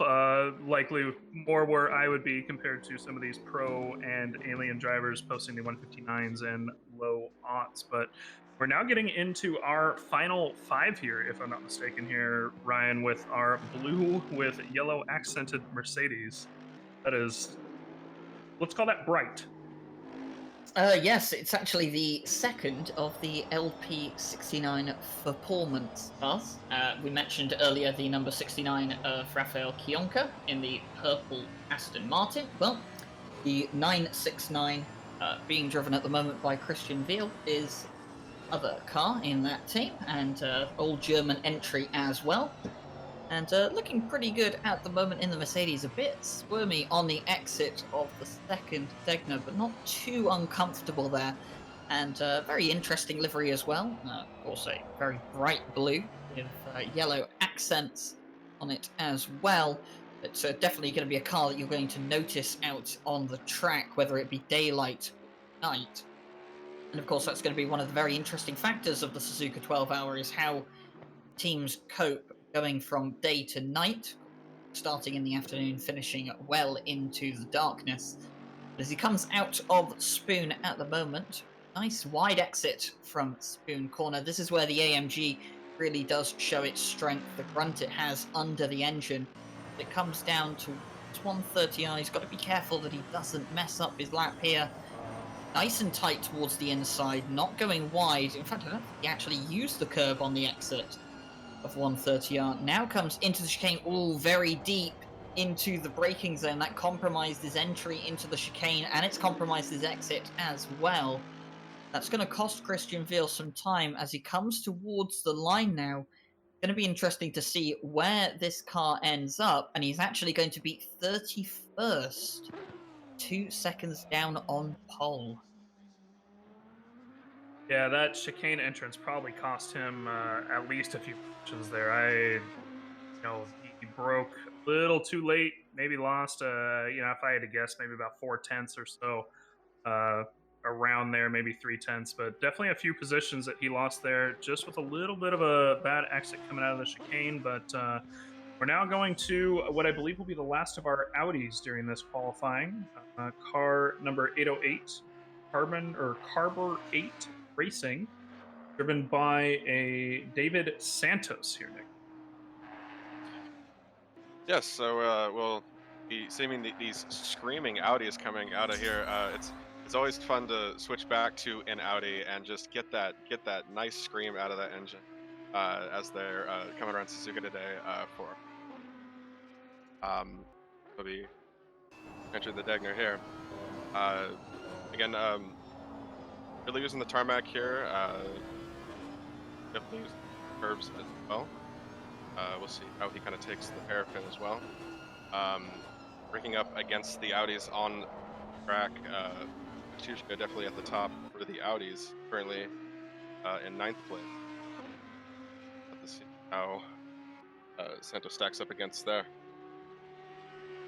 I do also very much appreciate this livery, George. I know you like talking about those. I think this is probably one of my favorite Audis on the grid so far. Yeah, I mean, does all the right things for a race car livery, checks all those boxes. That's all, but it's still noticeable. It still stands out, and still something that your viewers and fans can make out on the grid. Of course, predominantly black, always going to look good on a racing car coming through 130R. We're going to see where this Audi stacks up. Like Nick mentioned, with Matushka doing best work up at the top in 9th position at the moment. Does use a lot of curb coming through the chicane, and of course, chicane, almost puts it onto the grass on the exit right before the final corner. He manages to keep it on the track. Santos now coming down towards the start-finish line. Cross, and he will take 39th place with a 201.75. And now, perhaps the most nervous moment I'm going to have today, as my teammate, Mr. Marco Winkler, in car 555, is crossing onto his hot lap here. Very similar design car here to the previous silver and orange Mercedes, except I went with a little more yellow accents here for mine, which I like. And Marco Winkler here, a fairly fast driver. He was in the Tier 3 season in the RLM Championship and placed pretty well inside that championship. He did very well with us at the Bathurst 3-hour, with chasing positions upward of the 10th to 15th. Unfortunately, we had some other issues, and the fact that I'm a little slower than him. So we ended up a little farther down than that, but while he was in the car, very excellent lap times, and really showing his strengths here along Dagnar. He really handled those well, used all of the curves as approaching the hairpin here. Bit of a narrow entry, but get hopefully a good exit out into 200R as he's going to approach Spoon here very shortly, and we'll see how he handles this as it comes around the spoon. And using all the curb here. Very excellent line so far through spoon. I know Marco really likes that spoon corner. He found a really good line for it, as I have seen him do some practicing, and he's very strong there. But of course, now approaching the end of the lap here, coming up to 130R, using not quite all the track there. Maybe broke just a little bit too much, but coming into the final chicane, and we will see where this lap posts for this Aston. Of course, most of them pulling up that 201 markers throughout the grid and through the mid pack. See where Mr. Winkler posts. Coming across the timing line, that will be in 31st, about 2 seconds off of pace. Roughly kind of in the middle of the Aston packs, and not a bad lap from him. And hopefully we will be able to improve that in the race. But for now, I believe, Ryan, you wanted to talk about the Ram Ranch Racing BMW? Yes, I can take us through the lap here for the 333 BMW. Of course, two of the guys in this team, Billy Octane and Harry Conway, two guys I'm very familiar with in the ACR ACC leagues. So I know them from that, raced against them in the Amateur League and in the Pro League as well. It's Billy Octane that's taking us out in this Superpole lap. And of course, this is the last BMW of the day, running the default factory BMW livery, which I have to say is very, very appealing. Nice white body. I know George isn't too keen on the white cars, but I think the BMW looks absolutely striking. And as it comes towards the Degners, not too bad through the first one, very smooth through the second one as well, not taking too much off the curb. Come down towards the hairpin. As the entry going to be here, not too wide on the entry, he's going to hold it nice and tight, and very nice exit from the hairpin. Now he goes through 200R, nice and tight on the inside to come towards Spoon Curve. This is going to be where the BMW does start to show some of its strength. Nice turn in, nice and early. He goes not too wide through the middle section, but nice and tight for the exit as well. Runs wide onto the outside curve, but very tidy at the moment. And as we come down towards 130R at the moment, the BMW lap looking pretty good at the moment. I think this will be a solid effort from the 333. Looks very comfy through 130R, not taking too much of the inside curve, definitely taking enough of the outside curve, aggressive into the final chicane. And as they come through the final corner, where are Ram Ranch Racing going to find themselves? The 333 makes its way towards the line. It is going to be down in 38th place, so not great for the 333, finding itself further down the grid, similar to the other BMW of Kunos Racing Team. But with that, I believe that Kevin Scolari in the 191 Mercedes is the last car of the day. Yeah, Kevin Scolari going to be a man to definitely watch here for the final attempt at a Superpole lap, and I'm very excited to see what they manage to do here. Of course, very interesting team, of course, for them. They've got Samuel Ratz there as well, a quick driver that I'm familiar with. Kevin Scolari here going to be responsible for doing the Superpole lap. And I don't know that the Mercedes really has time to shine at this point. Obviously, it's got that added BOP as well. So really need a quick driver to pilot it around and get the most out of it. Going it through Degner 1, running a little bit wide, keeping it off the grass. Degner 2 also getting wide, using all track run off. Scolari going to be trying to find a top 10 position, I'm sure, for the starting point here.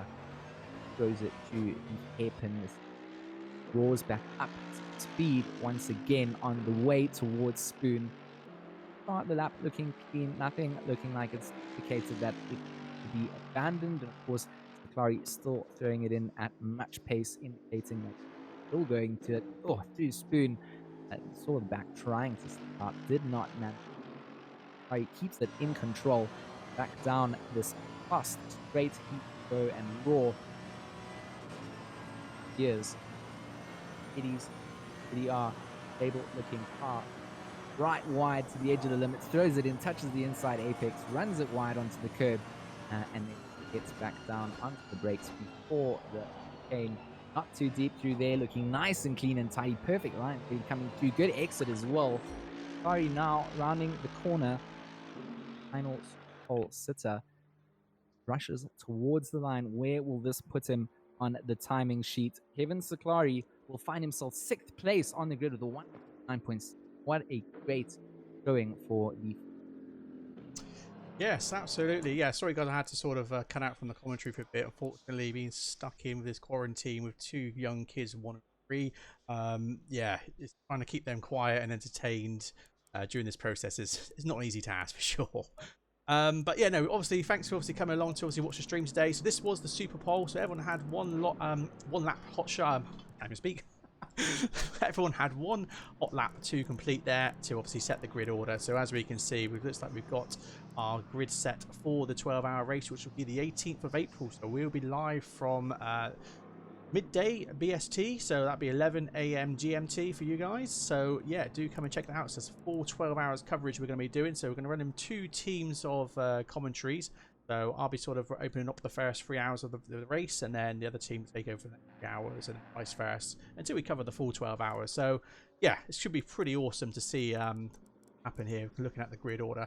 But just give you a little bit of insight. So Wolf Matisco, who's currently P10 at the moment, he actually did an awesome P50 to P1 in the 6th hour at Nürburgring in our last endurance event. So he is definitely one to be looking out for with his teammates. So you never know, it could happen again. He could be coming 10th there and end up getting P1 of the 12 hours. So yeah, it's going to be a real challenge for the 12 hours with these guys. So do obviously come in and stay tuned for that. If you haven't already done so, don't forget to hit the like, subscribe button on YouTube, and also you can follow us on Twitch, and you can also subscribe to Twitch for free if you're an Amazon Prime customer. So obviously that helps as you pay towards server costs and things like that. Otherwise, yeah, obviously thanks to David Perrell for obviously sponsoring this event as well. So do go and check out his website. So that's coachdaveacademy.com. And obviously you can go there to obviously get some coaching lessons from himself. I think he's got Kevin van der Lindel and Jordan Peppers actually there to help coach you guys as well. So some pretty awesome guys there to get some lessons from real racing drivers. Also, he does obviously sell some car setups, which our guy James Parker has been making there as well. So you can go and get some alien setups. Otherwise, yeah, thanks for coming along to the stream, guys, and we will see you again next Saturday. Have a good Saturday. Thank you. And yeah, also guys, thanks to George, Mike, Ryan, and Nick in the combox above as well. So thanks guys for being there to commentate for this. So that would, I have to say, that went very, very smoothly, and obviously timed very well with us obviously transitioning from the next car onwards. So yeah, well done guys. So yeah, thanks a lot. See you again soon.